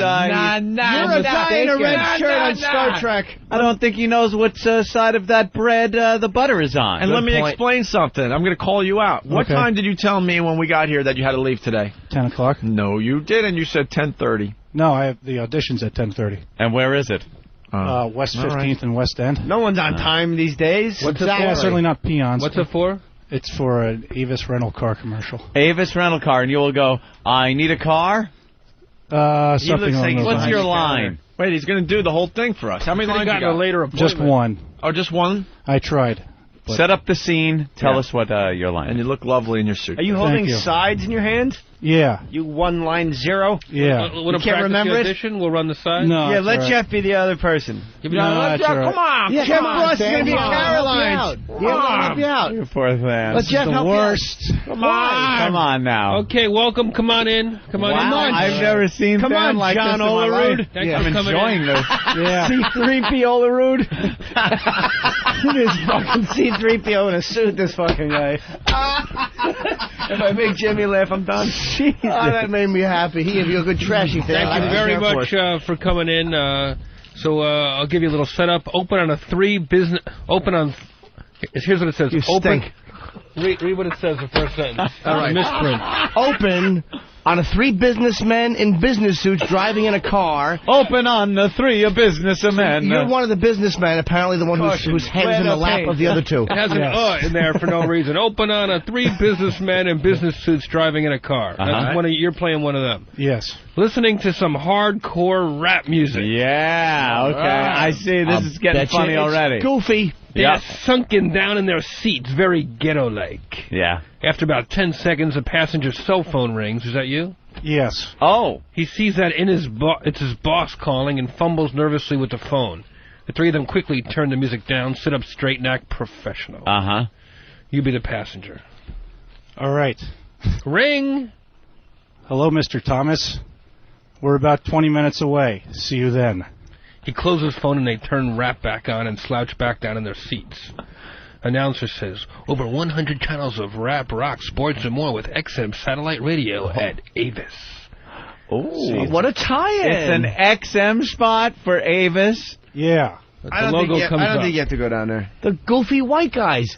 Goofy white guys. I want to see Than fumbling. Where's the video camera? That's a wigger spot. Fumbling. That's a wigger spot. Want to try a little bit more naturally? Looks like Jeff Stilson. Yeah, how are you going to deliver? I hope not like you just delivered. That was good, actually. That was very stiff. Hello. Come on, slouch down. You're listening to some hip hop. There's a chair. Get him a chair. Get there's a chair, Dat Than. Leave. I don't know. C3PO Road. I think. That did better, yeah. Does he look like C3PO? He really does. Or Data. All right, let's go, Jeffrey. You ever see Cox when she was on Star Trek when she was like 7 years old with Data? Ooh, Data. Someone pull it up on the internet. It's fucking amazing. Back to Jeffrey Ross. Wait, where's the video camera? Get that martini fruit bear in here with the fucking camera. I shaved my arms. Yeah, he really is awful. Hairy chest. He's a fucking weirdo. Hey, get Steve in here, too. Show off my paint. Here, Steve. All right, you're slouching. Hey, buddy. Listen to hip-hop. No, nothing. Right. No. Right. Jay, you going to do a little hip-hop background? Hold on. It's going to be a lot of slow singing and flabber breaking. Do we have rap music that we can play? Let's set this all up. Yeah, what you think all the guns is for? Derek got some rap music. Walk up no, right. By the door. Here we go. Hold on, Derek. Freedom gunpowder. So hold on. You're going to have a mic in your hand? Coming to drop my no. Damn. So we can't give him a mic in his hand. But we have to be able to hear him. Damn. Niggas want to Well, somebody could mic me. I'm wrapping my black balls off over here. We got a mic, sweetie. You don't need the headphones either. That's unnatural for you. You won't need the headphones. No, he's got to hear it for his cues. I got to play a phone ringing. Oh, okay. And he's got to hear the rap music. Yes. Okay. The phone ringing should also sound like a gunshot. All right, here we go. Data Stilson Overload. Is everyone ready? Yeah. Wait, we got to get the rap music on first. Derek? The cue for the phone is Avis.com. When I say Avis.com, you hit the phone. All right. All right. Sorry. Are you ready? I'm ready. Are you ready, actor? Yes, announcer. All right. Got to cue the music, I guess. Cue the music. I have no idea. I wasn't listening. Women should have teleprompters over their heads. Cue the music. He's giving you good teasing. Another way we try harder to make your business trip better. As always, our best cars and our lowest prices are at Avis.com.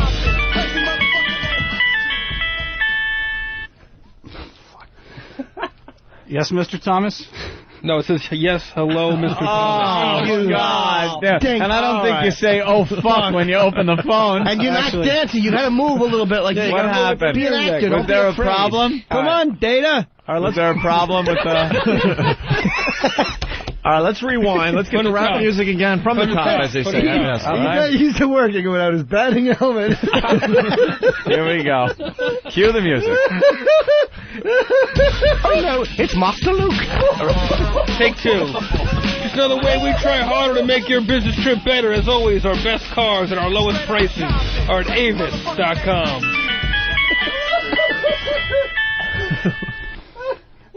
I feel like this isn't a good simulation of the audition because Jay Mohr won't be cackling at my audition either, so. Yeah, Jay, if you can kind of control yourself. Well, he's got to...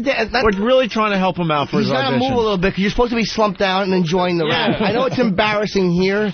No. All right, come on. This is fun. Oh, it's Master Luke. All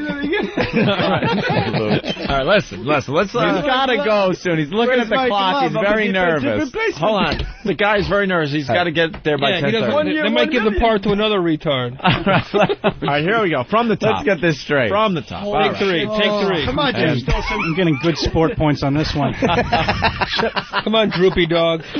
All right. And music. Just another way. We try harder to make your business trip better. As always, our best cars, our lowest prices are at Avis.com.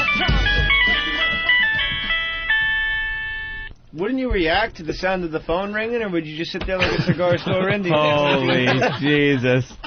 It's like the phone ringing. Oh, my God. Take 4. It's Master Luke. Take 4. Oh, no. How many chances do you think you'll get at the audition? And when are you going to dance to the rap music? If you can do it here, they will have, you won't be nervous. Yeah, you got to slump down in the seat more because you got to dance to the music. And by the way, this is not why they call it Everything About It Is Appealing. Because the dramatic moment is now when the boss calls, you got to all sit up.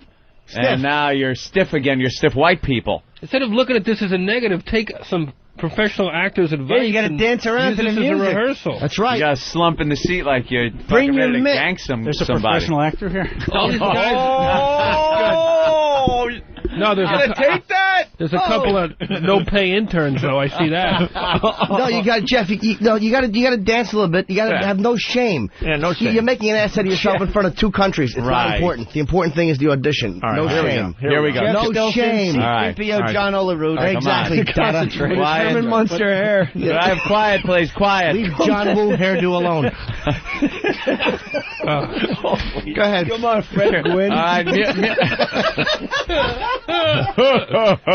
At Avis, Lily. Now, Eddie, get in the Avis car. All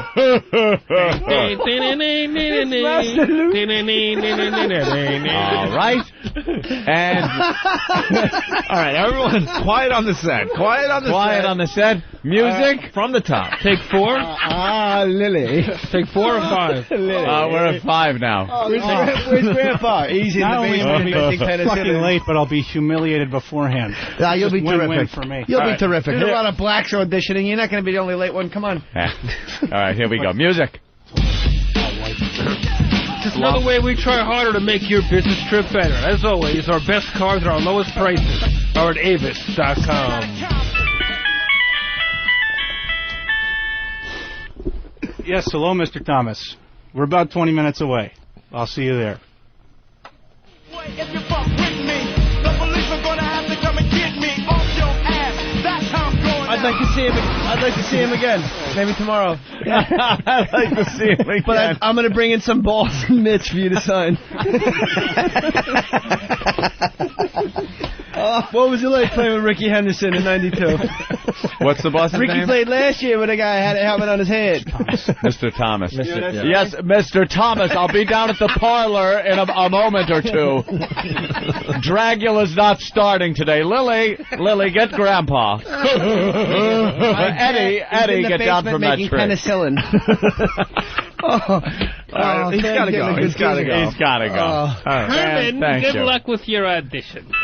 Oh, that might be Mr. Thompson. Hopefully it's not Mr. Thompson.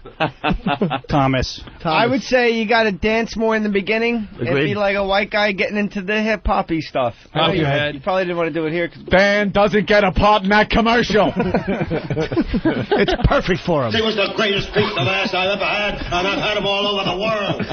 It's funny. He's going to find an Asian head in his bed. How did my audition go? Well, let me tell you something, my Krunk Mick friend. Dan. Hey, Dan. The only thing that would make me happier is if someone drives by and splashes mud on that dumb suit. Beat it, Undertaker. Go tend to a cadaver, that fucking suit. He left his sides here, too. He can't even practice in the cab on the way. Did he? Here, give me... Tell him Mr. Thomas called. Jay. Travis is passing out Olerud pictures. That's very similar. He probably bring some balls and mitts for you to sign. How about, you know the Ricky Henderson story? He goes, when they were on the nuts together, and Ricky Henderson goes, Ricky noticed you played with a helmet on your head. Ricky played last year, but the dude had a helmet on his head. It's the same guy. It's fucking it was Olerud. Good Lord. Oh, that's funny. Oh, the fucking Photoshops are going to be great. C-3PO. Fucking John Olerud Data. is C-3PO. And let's hear it for Jeffrey Ross. He did great. Yes. Helping out Than. He'll be at Caroline's all How great would it be weekend if the phone rang and they hired Jeff and didn't... You know he's going to get there and they're going to use that same, prompt ring and it's going to fuck him up. It's going to throw him, yeah. I hope he thinks of us. All right, let's go to George in Chicago. George? Hey, guys. Hey, George. Comedy gods in the studio, and then there's Stan. Oh. What? Huh? Your mother sucks big elephant dick. Goodbye. Yeah. Go ahead. Salvi, is this you? It's not funny no more. Go, George. Yeah, Jeff. Two of Jeff's my favorite lines from him doing comedy roast was Dr. Ruth's vagina sold, she's got mice, and Punch Out. And what? But you said you had 2 lines. Okay. He punched out before the second line. Flea Man, what's up? Hey, guys, how's it going? All right, Flea Man. I just wanted to defend cringe humor. I just wanted to say if you got a problem with it, then you can go to the Laugh Factory December 8th at 9 p.m. It's Robert Kelly, Nick DiPaolo, Russ Maneve, Jim Florentine, Steve Byrne, Big A, and Paul Fields are going to be there. They're doing a spot. And it's hosted by the great Mark Anthony Ramirez. Big A doing a spot. What's that got if you have a problem with the website, why would you go to the Laugh Factory? Well, you can go. You can just have a good time and see some good comedy. No, but you said if you have a problem with that... He was trying to make some sort of connection. What are you doing? No. Play along, stupid. The guy Jesus. I know. You're with Bill Burr. The guy who runs the site is going to be there, so, you can go there and talk to him. Who? Patrick. No, who's going to go talk to him? Pat can call our show. What? We'll get him to call. Why would he go? Over here. Well, you can go to the Laugh Factory December. But do I get a hat? Why would I? Who's going to go talk to him? I don't know. You, Jay, if you want. All right, thank you, Flea. You're welcome. It was an awful phone call. Who are your favorite comics? No, he's gone. Russ Maneve? He's gone. Guy took a dump on purpose on Last Comic? Did a what? Nothing. Ooh. What happened, Jay? Who happened? What happened now? When's Robert Patrick calling in? Yes, I see his bio has been brought to us. He's calling in 2 minutes. He's a good man. I'm Yes. making a movie with him. Are you? A little thing called Lonely Street where he plays in Elvis Presley. Who do you play? I play Bubba, a bumbling private eye that's hired to track down a stalker of a celebrity. And when I get to the top floor of the Holiday Inn in Albuquerque, it turns out Elvis Presley's alive and he lives there. But wait, that's kind of like Graceland with Harvey Keitel. That's it. Can't be accused of stealing it. Not you stealing it. It's just a similar concept. I want to be in the movie. Wait, Than. His little flowery poo. That's pretty funny. Thing is leaving. He lets the mic go over by Ant. Sounds like Tinkerbell just farted. Well, I'm a virgin. Yeah, but they stink, man. They don't have a wallop. But I like when people go, stink. oh, it fucking stinks. Like, yeah, it's the inside of my fucking asshole. What's Yeah, but when smell Jimmy like? farts, it doesn't stink. Wow, look how fucking coked out Paul Abdul is and Tony Danza. She's like, I'm completely normal. That's why I decided to wear a plaid suit. Fucking dumb cunt. Let's go to Ryan. Cox was one of her dancers when she was a kid and said she was fucking a wacko then. Yeah, let's go to Ryan in Wisconsin. Ryan? How's it going? It's fantastic. Oh, sweet. I have a little bit of a problem here with Mr. Jay Mohr, who I totally love and think is hilarious. The cringe humor guys are kind of throwing him under the bus and calling him a hack. But then he goes out and hacks Jim Rome and uses the C-3P Olerud line, which I think is kind of strange to be stealing a joke from Jim. Jay, comment on this? Any, You know what? I've decided I'm not defending. Hey, I'm going to steal a little bit, too. War, Wisconsin hockey, I'm out. All right. Very good. Well, we have Robert Patrick calling the show in a few minutes. I've done the other way where I go, hey, let me tell you something, pal. And now I just let it sit. Good. Hey, look. Let it simmer. I don't like all this hurtful talk back and forth. It's mean-spirited. Let's see, Die Hard 2. Copland, that was good. I liked Copland. He was in that. That was the last thing that I don't remember him in that. That was the last thing the- Stallone did that I didn't want to smash him The for. dart in his nose. Remember they were... Wow, okay. Yeah, did that. Karen!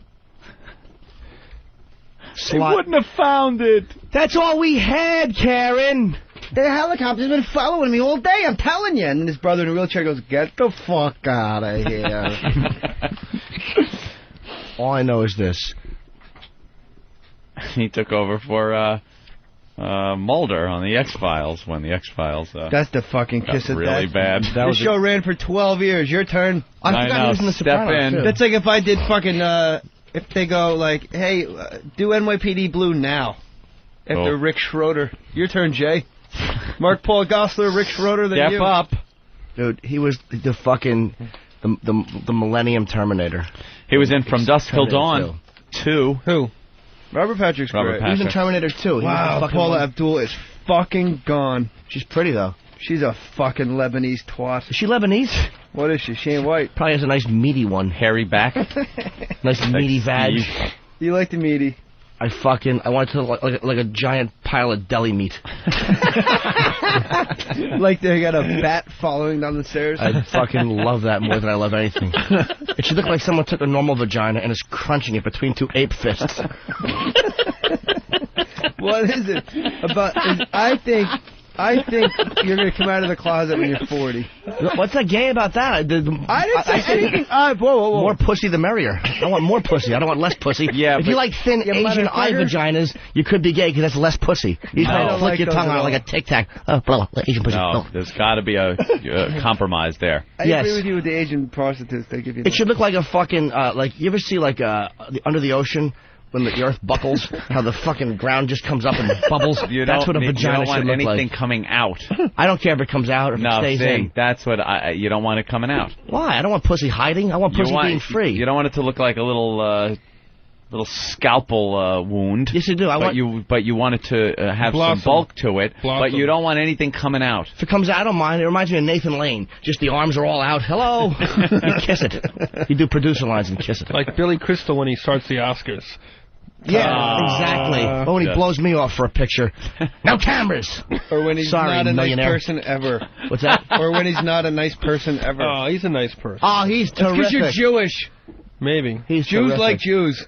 Yeah. Now, Billy is a nice guy. Club. Hey, we got a phone call from George in North Carolina. Go ahead there. Hey, Jay, guys. Happy birthday, Jimmy. I have water in my mouth. Yes, sir. I wanted to tell Jay not to take all these attacks too personally because my favorite Jay Mohr appearance was the day that Opie and Jimmy went toe-to-toe. We're going to slit each other's throats, and Anthony was hiding behind the console, and Jay was keeping the show afloat. Well, Jay started showing his ass and stuff to everyone to calm, I know. calm everybody down. Jay was here that day. I don't take it. Thank you, brother. I don't take it personally at all because That was a hell of a day, though. Forgot about that. I Jay was here. completely. Me too. Jay got Jay pulled his pants down in the middle of this crazy fight outside the studio and squashed his junk against the glass. But the fight had nothing to do with it. He just wanted an excuse. He couldn't wait to show his cock anymore, so he couldn't wait till the argument was over. You want to see it right now? No, I don't. No, I don't.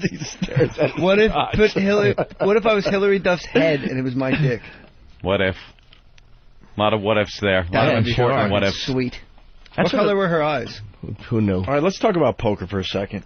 Yes. Let's talk about when you reach a point in your life when you absolutely don't care anymore. Oh. Do you like what a vagina looks like, like when it's bulging through the panties? Like when they pull the panties. RateMyCamelToe.com. That's a very fine site. Like but even not even just camel toe, but like where it stacks up.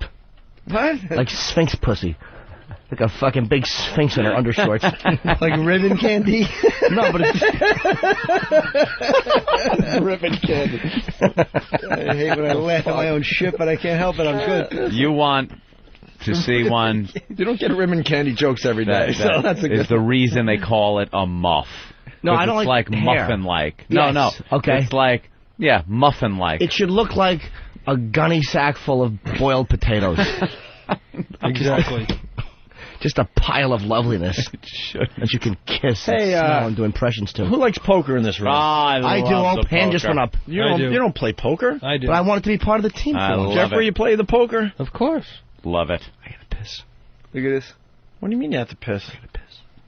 Where would you go if you want to learn how to play a little poker? Because you go online, I don't know, you're going to get taken. Yeah. You're gonna get taken for a ride. You got to find some transitional place, somewhere you can go and learn about the game. Jimmy has to piss, and Jay Moore is running out of the studio to follow him. To shove his ass in his face. I think that's what happened during the last break.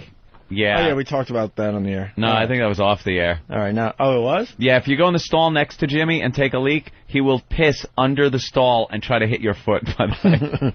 Very funny. Jay's still in the studio. That's Britney Spears. And how come Jay's look at this? Yeah, look at that. She's got nothing. He's like a child. I know.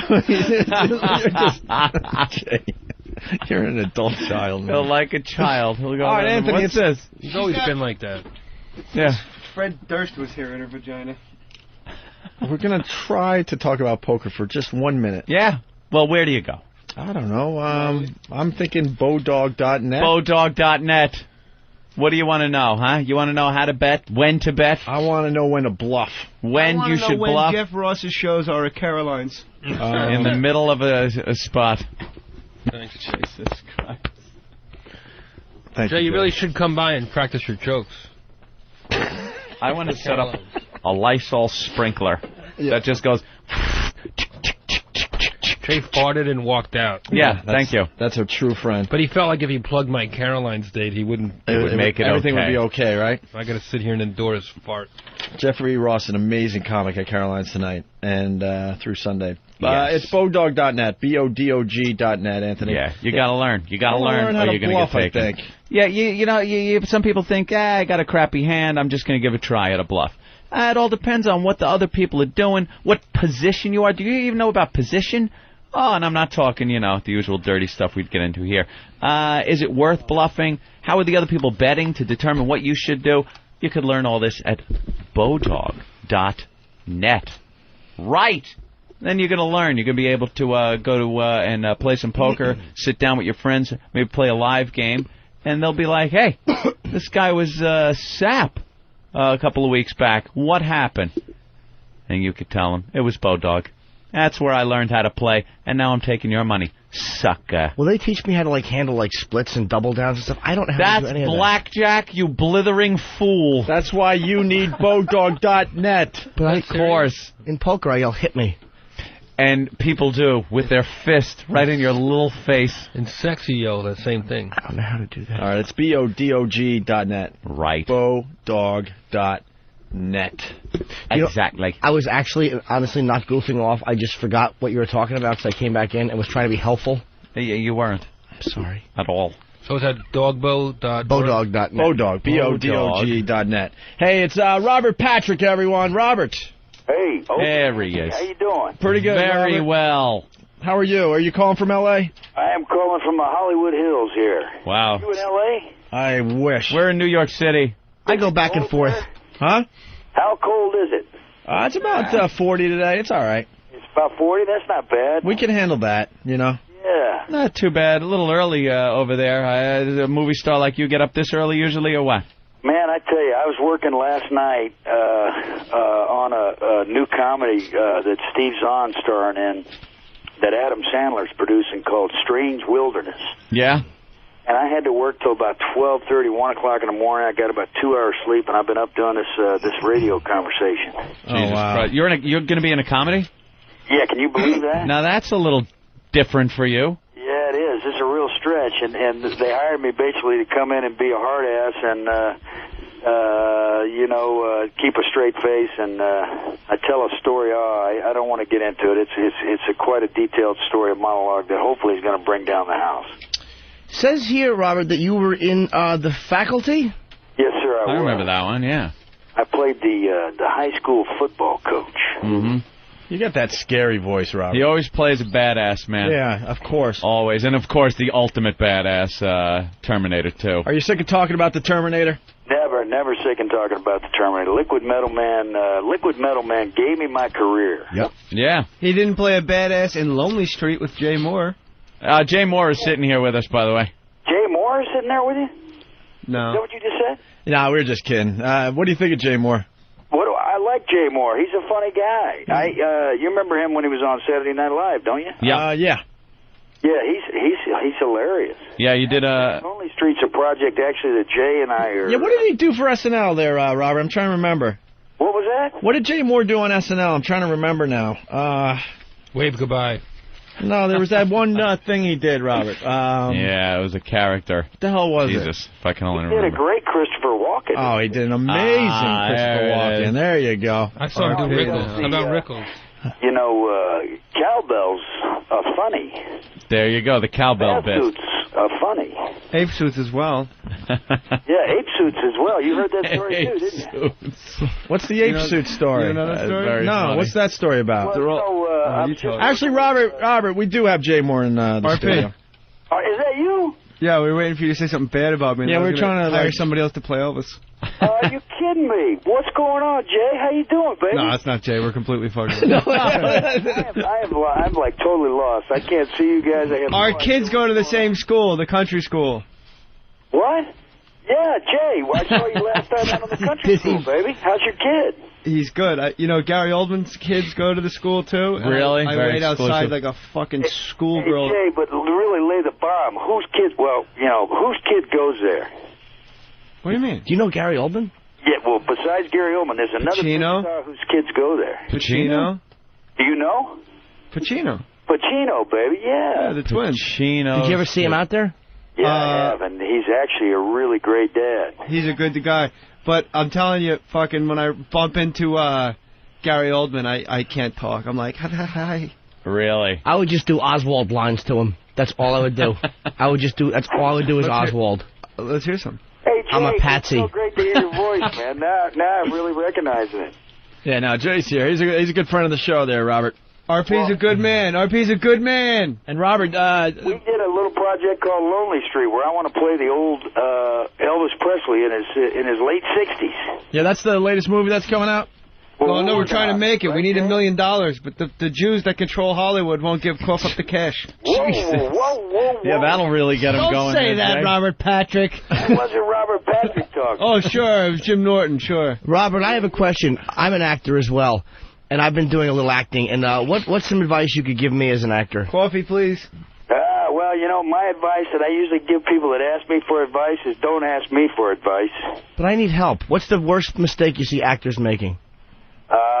Coming into Hollywood and working with Eddie Murphy. Some acting class. It's not really an acting class. Ah. Yeah. Does that make any sense at all? Yeah, because those who can do, those who can't teach. Jay, what are you doing in New York City, baby? These are my guys. These are my buddies. These are my friends. We're having a good time. We're fucking around. It's innocent. Jay comes in, we hang out. We got to get the kids over to country school here, bud. Robert, Jay's in town to do the NASCAR thing. NASCAR Awards. I'm hosting the NASCAR Awards, and I'm going to see Jeff Ross at Caroline's. Yeah. And we got Jeffrey Ross in the studio, a very funny comedian that's playing Caroline's. Robert, you don't remember, but we worked together on The Faculty. I played Coach Joe Willis.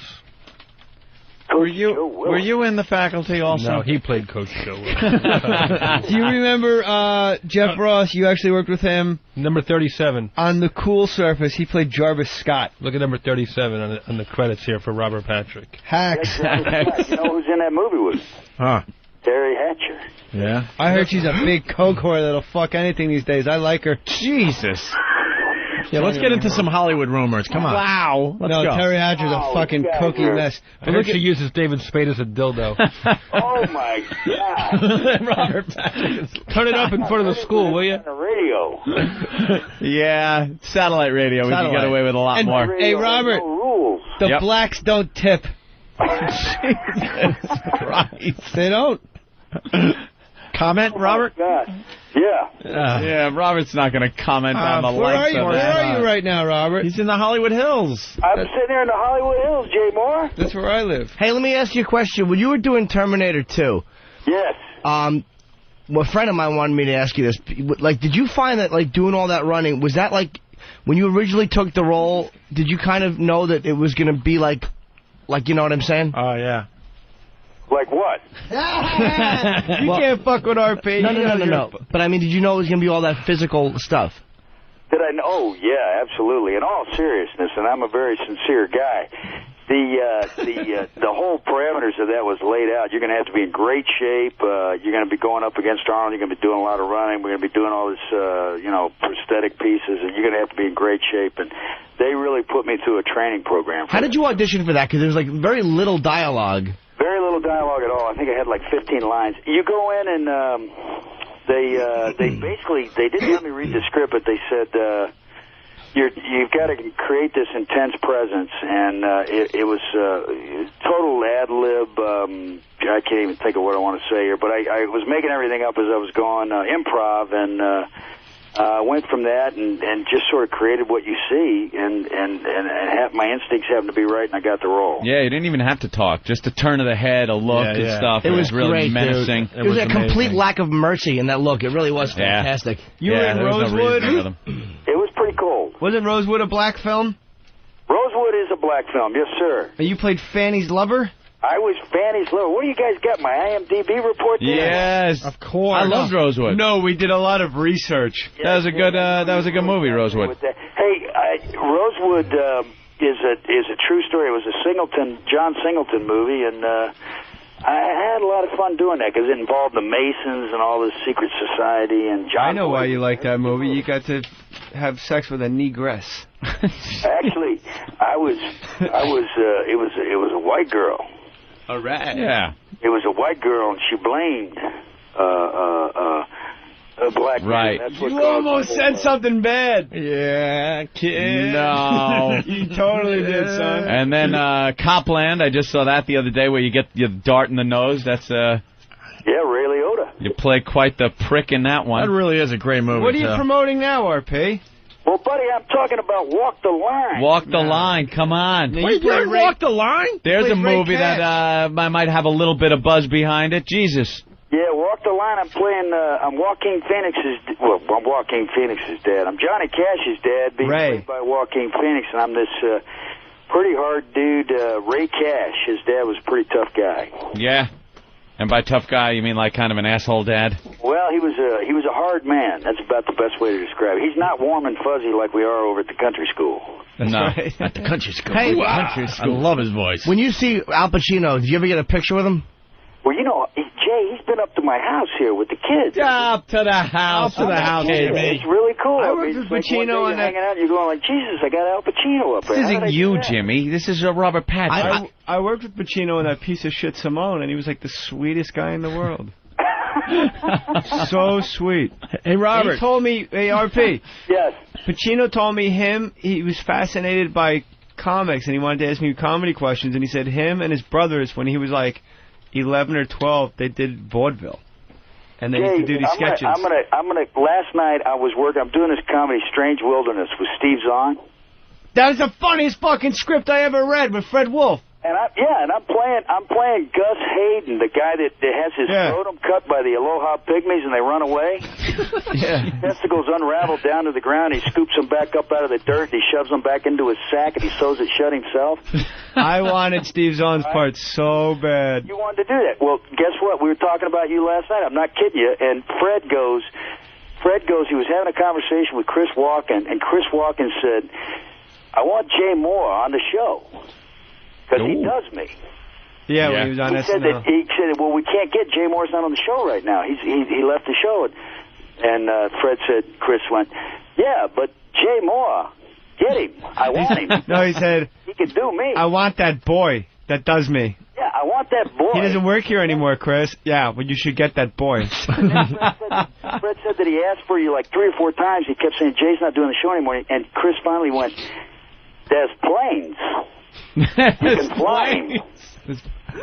There's planes. That's my punchline. No, we're all laughing, but I spilled coffee. Yeah. Wait, can we have a tissue in here? Because Jay just spilled a coffee on $1 million of equipment. Yeah, we could go off the air at any second because of the Starbucks coffee that's on the console. So Pacino likes comedians? Hey, RP. I'm going to start calling him RP, Anthony. What the hell? RP, I like that. He likes RP. Hey, RP. Chappie calls him RP. I got to tell you something. RP, yeah. Anthony and I hung with your brother there at one of the rock festivals in Boston. Opie? Yes. Opie talking. You and Anthony hung with my brother? Richard, man, he is the coolest dude. Holy crap, we had a lot of fun with him. He played with 9 Inch Nails. He did the lead singing for Filter. Now he's working with now he's working with the boys from STP, right? Yeah, and last night he came and visited me last night on the set, and he brought the new CD. It hasn't been mixed yet. He's going into the final mixing, but it was produced by Bob Ezra, and it rocks, man. It's I don't know how to RP, I had no idea your brother was in Filter. Richard Patrick, man. Kiss. Hey, is your brother the guy that sings, "Did you think it gets so cold"? Yeah, that's it. Yeah. And hey, man. Watch your back, I got my... Great, and live, man. His voice live was just as good as on any record, man. Your mother. Hey, man, nice shot. Yep. Hey, man, nice shot. Hey, man, nice shot. The other song, Take a Picture. Take a Picture is I still love that song. Hey, but Anthony and I are hanging with him. He's a crazy fuck, man. He was flying some those what are those planes called? He was trying to talk us into buying one. Cessna? No, the ones you put together in a box. Like an ultralight or a... Yeah, my brother's got a lot. He's a wild guy. But he was talking about or it was like a lawn chair that he souped up. It was some crazy thing. I'm like, what are you lawn doing? chair with helium balloons. Something was going on with him. God only knows what he was into at the time. How many years ago was that? Because he was kind of out there, you know. Oh, that was 8 years ago. Yeah, he was offering too. Believe me. Back down to reality now. Yeah. He's great, man. Continued success for your brother. Hey, how did you feel when they offered you the X-Files role? Oh, that was really, really exciting. You know, Jay you're lying, RP. It was a fucking lose-lose. Jesus Christ. Hey, Jay. No, me and RP are buddies. I could say that to RP. It's like if they offered you NYPD Blue now. It's like, well, great. How many... Come on, you had to know going in, like, the shelf life was ticking. I liked the John Doggett years. No, absolutely. I was really, really excited when they offered me the role. I really wanted to get back into television, and I wanted money for a house. Get into television because I hadn't really done anything except for The Sopranos, and then I was really busted up that it only lasted 2 seasons. I enjoyed very much going to work every day. I like that sort of factory lifestyle. You know, you know where you're going to be for the next. Yeah. 2 years. You kicked around out here in Hollywood. You're kind of trying to find something stable. And then you want to do a TV show because you want to buy a house for your kids. Exactly. And now I'm doing this new David Mamet show. That's Love Mamet. Are you? Wait, is that the Geffen Playhouse? Is that the what? What's the Mamet show? No, David Mamet's, he's got a brand new show that's on television. Yeah. Are you serious? Yeah, it's going on CBS in March.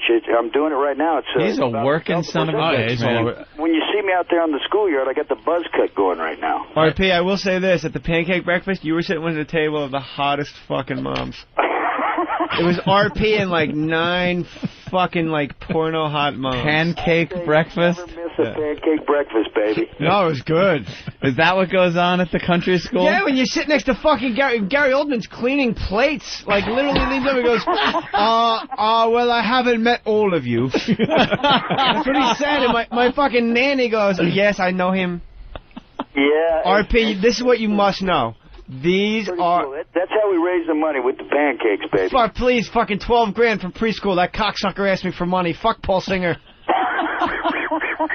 He's like, yeah, if you want to host a thing, fuck you, 12 grand. My kid fucking plays with trucks and shits his pants, and you got 12 grand off me, you fucking animal. Go fucking hit up somebody else with that bake. I have a bake sale, you fucking kook. It's fucking preschool. I say to my son, how was school? He goes, good. I rode bikes. 12 grand to ride a fucking bike. And take a nap. Jackson. Oh, my God. Good kid. 12 grand. That's unbelievable. Listen, RP, there's something you must know. Yes. These guys, Opie and Anthony, this is the show for all time for you. This is your go-to show. I would I will love to go have. to this show now that I'm aware of it, and I've really enjoyed it. I'll be definitely going to this show. I'd love to have RP as a pal. Hey, you got the XM? I'm a little behind. I'm in the Stone Age here. I'm still playing 8-tracks. Get RP a radio. Don't make him a an fucking XM. maniac out of me. RP gets a radio. All right, I love that you guys are calling him RP. That's it. We go way back with RP, at least 20 minutes now. Isn't it nice, Now we RP? do. Yeah, I like the RP. I'll take a radio while you're giving them out. You want one too? Yeah. Hey, do you live near Los Feliz, RP? Sort of, yeah. I'm up here in the hills. Where are you? I'm on Tarico. I'm not actually going to give out my... No, but like in relationship to the Hollywood Bowl, are you on that side of the freeway or on the City Walk side? Hollywood Boulevard side of the mountains here. Oh, I'm on the City Walk side. Oh, very I'm good. going to adopt a kid just so I can enroll him in this country school and hang out with Pancake Breakfast. You can't get in. Why can't I get in? Because I walked in with Nikki Cox and her stepdaughter, who's a fucking graduate, and then I'm famous, and we went right in with. Is it hard to get in? How many kids? How many kids? You got to be on the uppity up. You got to be on. What if I say I know RP? That would help. You'd have more. You vouch? If you knew Jay.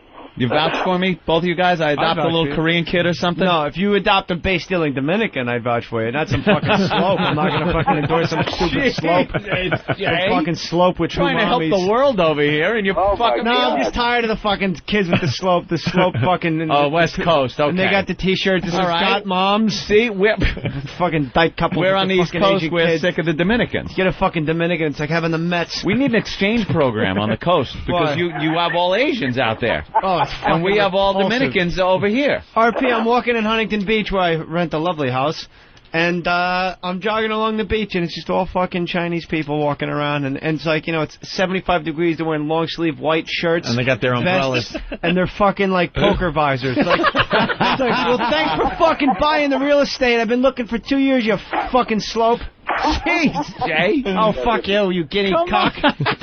Fuck them all. RP needs to know how good this show is. The Asians get And this just in, Jeffrey Ross and Robert get XM radios. Yes, absolutely. Ben's going to send them out today. You got to check out the XM. I'm telling you, Robert. RP, Won't check go out back to regular radio. opieandanthony.com. Yeah.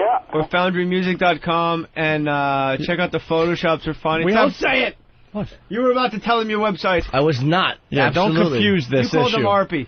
This is our own RP. Guys, we gotta get Robert out of here. Sorry. Ah, here we go. Can he say goodbye though, or? Hey, can I say goodbye to you guys? Yeah. Opie, Anthony, and my buddy Jay Mohr. RP. Everyone go out and see Walk the Line. Everyone is calling in right now saying you were great in the movie there, Robert. Well, that's great to hear. Maybe Jay will go see it. And tell what do you got to go to next? Shuckles, Fuckles, and Cuckoo in Tampa? Gonna do some bullshit radio show and it's going to be a complete letdown after you get to say slope and cocksucker? Say cocksucker on the radio while you can. Say hello to Chappie for me. Hey, real fast, Robert. Get Richard to call our show. Hey, pardon me, say that again. Get your brother to call our show someday. I'll get Richard to call you very, very soon. All right, thank you, Robert. Thank you, RP. It's RP, everyone. Country School. Like Robert that, RP. Patrick. Thank you, guys. See you, man. There he goes. I think we made a new friend. How cool is that? Thanks to Jay Mohr, actually. That guy is the shit. Yeah. He's a good dude, man. And he looks like he does in Copland. He's got like the fucking, what Kerry Collins had, the state trooper mustache. Yeah. He's got that The cop mustache. And he's got like the jeans with like the wallet and the chain. He's a badass looking He's dude. just cleaning plates at the pancake breakfast. It's me. Like, I'm the lowest guy in the totem pole. Like, I'm so far down. Like, I might as well just be like a fucking civilian. Did you talk to Gary Oldman? Yeah, and I like an obsessive schoolgirl because we have the same do we divorce have to? lawyer. All right. And I go, we got the same lawyer. And he goes, oh, well, I haven't met all of them. Oh, And he's got a his- team. His kids come up to me and go, you're an actor! You're in Paulie! I go, no, he's an actor. I'm an entertainer. That's your dad. He's been in a couple of movies. He's the coolest guy. All you should say to him is, I'm a patsy. Just do Oswald lines every time. Nothing but Oswald. All right, No, here's the you deal. don't do Yes, that. you do. Look like an idiot. Why? He played a great Oswald. We're going to do a quick he did. break. We have to get our Jeffrey Ross plug in. He's playing Caroline's. Very funny comedian. Am I still here? Yes. Tonight through Sunday. Caroline's here in New York City. Is there some black guy doing the Late Show again? I am not resisting. I am not resisting arrest. I am a patsy. Sounds just like him, actually. He hasn't made one do that. movie his kids would know. At least you've been in movies his kids would know, Jay. That's cool. Yeah, but All right. Whatever. We're going to About break. the kids. Is there a black person coming in at 1 to do a Late Show at Caroline? Caroline? Mooney? I don't know. My shows are Where the Paul early Mooney shows. sits there for 3 hours, makes fun of white people, then he goes home to his white wife and he's gay. He has a white wife and he's gay? And he's a fucking homo. Why does he have a wife at all? Because he's a fucking racist cocksucker. He has Why is that a Jesus? Paul Mooney is the most racist He fucking... just said he has a white wife and he's gay. Yes. But he's a racist. that's a lot. That's a lot just to throw away in a sentence. Yeah. There's a lot of... You don't think... too much to time out. digest there, right? Jeff, Yeah. you're going to look me in the eye and tell me you don't think Paul Mooney is a racist. The last time I looked you in the eye, I kissed you, so I'm afraid. Jay. You don't think Paul Mooney's a racist? Jay. He is, but... When I say, I want you to know this. When I go, Jesus, it means I agree with you wholeheartedly. But I just say it like in that way. So that he doesn't get in trouble. So as to keep things, The last time I was on this show, I got hate mail to a website that wasn't even up yet. Your fans are psycho. They're called pests for a reason, Jeffrey. I got mail to an Don't wanna under mess with construction them. website saying that I can't wait till racist, hateful, killer, shitty, weird. Yeah, we kind of went off on something last time. And the whole movie thing, one of those racist Olsen thing, twins. I don't know. Yeah. Ant doesn't know. Oh, it was the racist Olsen twin chicks that we were talking about. Oh, I heard you on that. Those chicks are little hotties. They were so cute. The little Prussian blue girls. They're adorable. And someone on Whackbag had them like a little older in bikinis, and I put a load all over their faces. They aged them with Photoshop. Yeah. I got an email from one of your fans saying, next time you go to Iraq, where we're protecting Israel, I hope there's a bullet with your name on it. Wouldn't be too soon and this and that. That was me. Oh. Hey, where's my copy of your movie? I can't picture an insurgent sitting there with one bullet just Jeffrey, I was going. dead serious. I want to check it out. The schnoz. J. Is it an E before the R? How do you spell J-E? Live shots won't fit on bullets. I put a Ross. Don't fucking find me. Be careful. We didn't even talk about Gary Glitter today. Who cares? He's been doing the same thing for 10 Vietnam years. faces death sentence. This is getting crazy for Gary Faces Glitter. the death He's sentence in for trouble, rape that guy. He's in big trouble. Underage, obviously. How old is she? Girls. 12. 12. 12 years old. Come on, look what she was wearing. Is it real rape though? What, I mean, what's fake rape, No, what Jimmy? I mean was, did he rape her, or was it a statutory thing? Like, was it an actual physical assault? I don't know. And at 12 years old, I don't think there's much I'm just curious. in there. Come on, they're 6 Gary years old Glitter. going, you want yum-yum. How's he, at least he doubled the age. Gary Glitter's what? 61. 61. Under investigation in Vietnam for allegedly raping kids. Ronnie had a great point He left the country to do it. on Ron and Fez yesterday. He was talking about this and said, the guy is 61 years old. He can't get an 18-year-old and be satisfied with that. Being 61 years old and grab a girl that's legal, 18, he's like, no, I need younger. He's a monster. I need younger than 18. He's a child molester. He's a one-hit wonder. Banana, hey! That's what the kids go when he puts it in their butt. Banana, hey! Why you do that, Joe? There they are. Why you do that, Joe? Jimmy, you're a clock watcher, I've noticed today. I just want to know where we are, man. Oh, You're a he's little, You're a little looking. clock watcher. I've noticed you're a big clock watcher. And he was found guilty of storing more than 4,000 Jimmy images of child pornography on his computer. Oh. Back in 1999. I just got them in an email. I didn't know. I opened it. What It was happened to actually Pete Townsend? falling Did he out ever of get the found hard drive. guilty or anything? Yeah, he went a couple of months in jail, and that was it. He said he was doing. He said he was doing research. He didn't do any jail time. didn't do any jail time. He said that he was abused as a child, and he was doing his own research on child pornography. Cleared of all charges. He was researching Pete Townsend's book. Yes. How did they get away with it for that fucking... How does R. Kelly not been in jail? He's been pissing on chicks for 10 fucking years. Yeah. Allegedly underage, too. He's got another hit out. Allegedly How's what? that happen? She's on Allegedly. video with her fucking ID. I'm 14, I can prove Just it. wasn't showing a You GO miserable card. you gave me permission, you Jew motherfucker. What? I can't go over my head again. Don't start shitting your ace. This is a nice fucking joint. And the midget hater got some probation. Probation's all he got? You haven't heard about this story? What happened to Fat Nick? Fat Nick, we didn't even get to Fat today. Nick, is he even in the news? Yeah, free Fat Nick. Come on, Go free in jail. Fat Nick. I'd do a benefit for him. Well, let's explain the midget thing to Jay. All right. This guy lives next to midgets, Jay, right? And he was friends with the midgets. Like family. A house of midgets? The mother, a daughter. A mother and a daughter. Both freaks. Yeah. All right. Just All a right. Is it a disgraceful regular-sized house, or is it dumbed down for the midgets? Regular size house. He used to be friends with the mom and the daughter, and then something happened, and he just didn't like him anymore. Started doing the hate crime thing, and he actually painted a yellow brick road or a yellow stripe. Yeah, he took yellow paint and painted it from their house out into the street. But look at the name. Look at the article title. A Little Justice. A Little Justice. Mental midget guilty. Mental midgets I love the post guilty. so much. Pleaded guilty to a felony hate crime and must successfully complete an anger management program or face up to 3 years in prison. He admitted that in April he spray painted a yellow line up the sidewalk to Shay's house. When Shay and 3'6" daughter Concilian came out the door, he shouted, "Follow the yellow brick road." What's wrong with that? I know. How How did the relationship turn? They don't explain that. He also pointed a finger at the mom there and called her a lowlife N. She was a lowlife. She's a lowlife knitter. She's a life, and it's low to the Say it, Opie. It's liberating. They say. Patrice says it. Knitter. What? A lowlife knitter.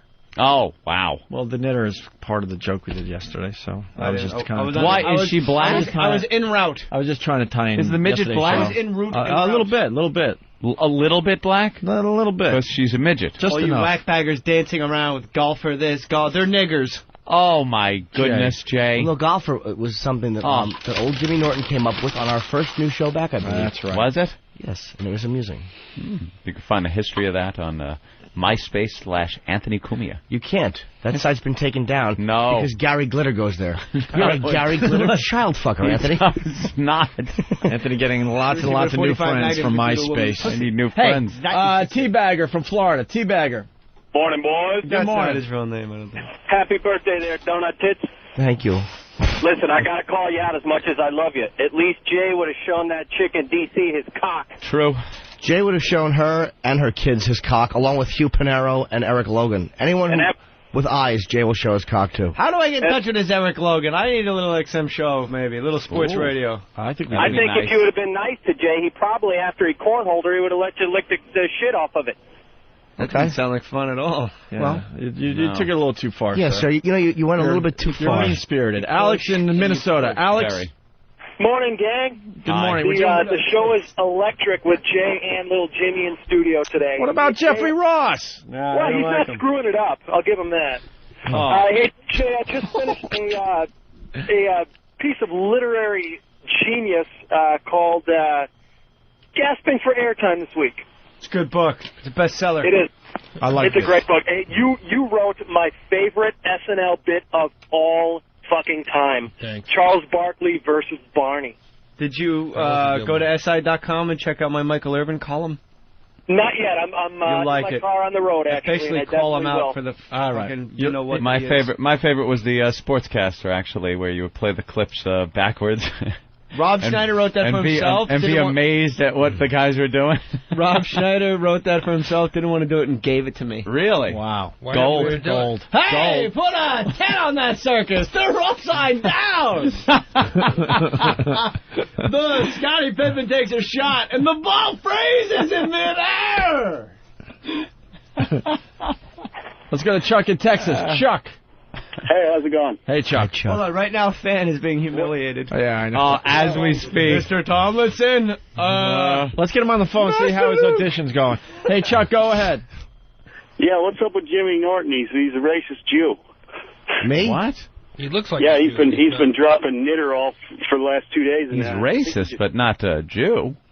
What? Jimmy? Wannabe Jew. He's a wannabe. What are you talking about, sir? I don't know. He's a wannabe racist Jew. He's been dropping racist comments with the knitter thing. He's been all over it. It's really starting to bother me. What's racist about saying knitter? First of all, everyone's been saying knitter, and we say it in joke form, so what's your problem with it? And I'm not Jewish. I don't have a problem with Anthony and Opie. It's Jimmy. He's going too far with it. Oh, all right. So do you just want me to yell at you?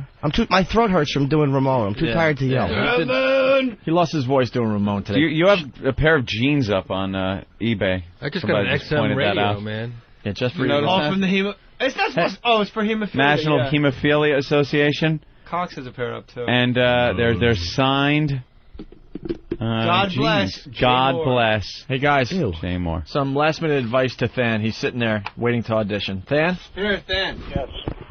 Well, I see a lot of calls coming out with my name on it. You're not calling. That's all I know. We need more NASCAR jokes. No, it says Jeff Ross is really funny. Jeff Ross is fucking hysterical. When's Jeff movie out? His movie out on DVD. Around here. Jeff and Jay are two of my favorite comedians. Than. Go to JeffreyRossHomeMovie.com for info about that DVD. All right, Than. Are you trying to get me? No. Than. We really want to know how is the audition going. It hasn't gone yet. I'm sitting outside waiting in my suit. You're ashamed and nervous in that waiting room. How many people are in the waiting room? It's just me and another guy. Ooh, what does he look like? A wire. He's strapping. Punch him in the Put him on the phone. He's not here. Walk away. You fucking liar. Did they cast the third guy already, or? No, I think they're doing a lot of it in L.A. So You're going on tape for a one line in a commercial? What do you think, they're going to fly out to L.A. for one line? Don't crush his dreams. I'm asking him a logical question. Commercial. Jesus. I mean, sure, I land things when I go on tape, but I'm me. That's a huge... Jimmy, you changed. I know. When's your show It's coming very on, bitter. by the way? All right, Dan. Good luck to you. People bringing up the heavy metal singer turned real estate agent. All right! John in Florida. I got a nice bedroom for you. Hey, you John. had a couple of very funny characters. I was all right, my Oh, dad. boy. There's the end of show music. John in Florida. What's going on, boys? Hey. Hey, is Jeff still there? Yeah, man. Jeff was in one of the funniest freaking comedy specials I've ever seen in my life, and I wanted to see if I could get a hold of it somewhere. It was the Shaq's All-Star Comedy Roast of Emmett Smith. Is Available that on DVD. You can buy it in the store. You can get it on MySpace / Jim Norton. Splash. Yeah, type in Splash. Mo, slash, silly. Asshead. Slash. All right, John. Thanks. Hey, we're running out of show. I want to thank Jay Mohr for stopping by. He's doing the NASCAR thing. The awards, he doesn't know when. Don't plug anything for me. All right, and Jeffrey Ross at Caroline's all weekend long. Tomorrow on the Opie and Anthony program, the Eggnog Drinking Contest. See you tomorrow. Thanks, Thank Jeffrey. you, fellas. Program complete.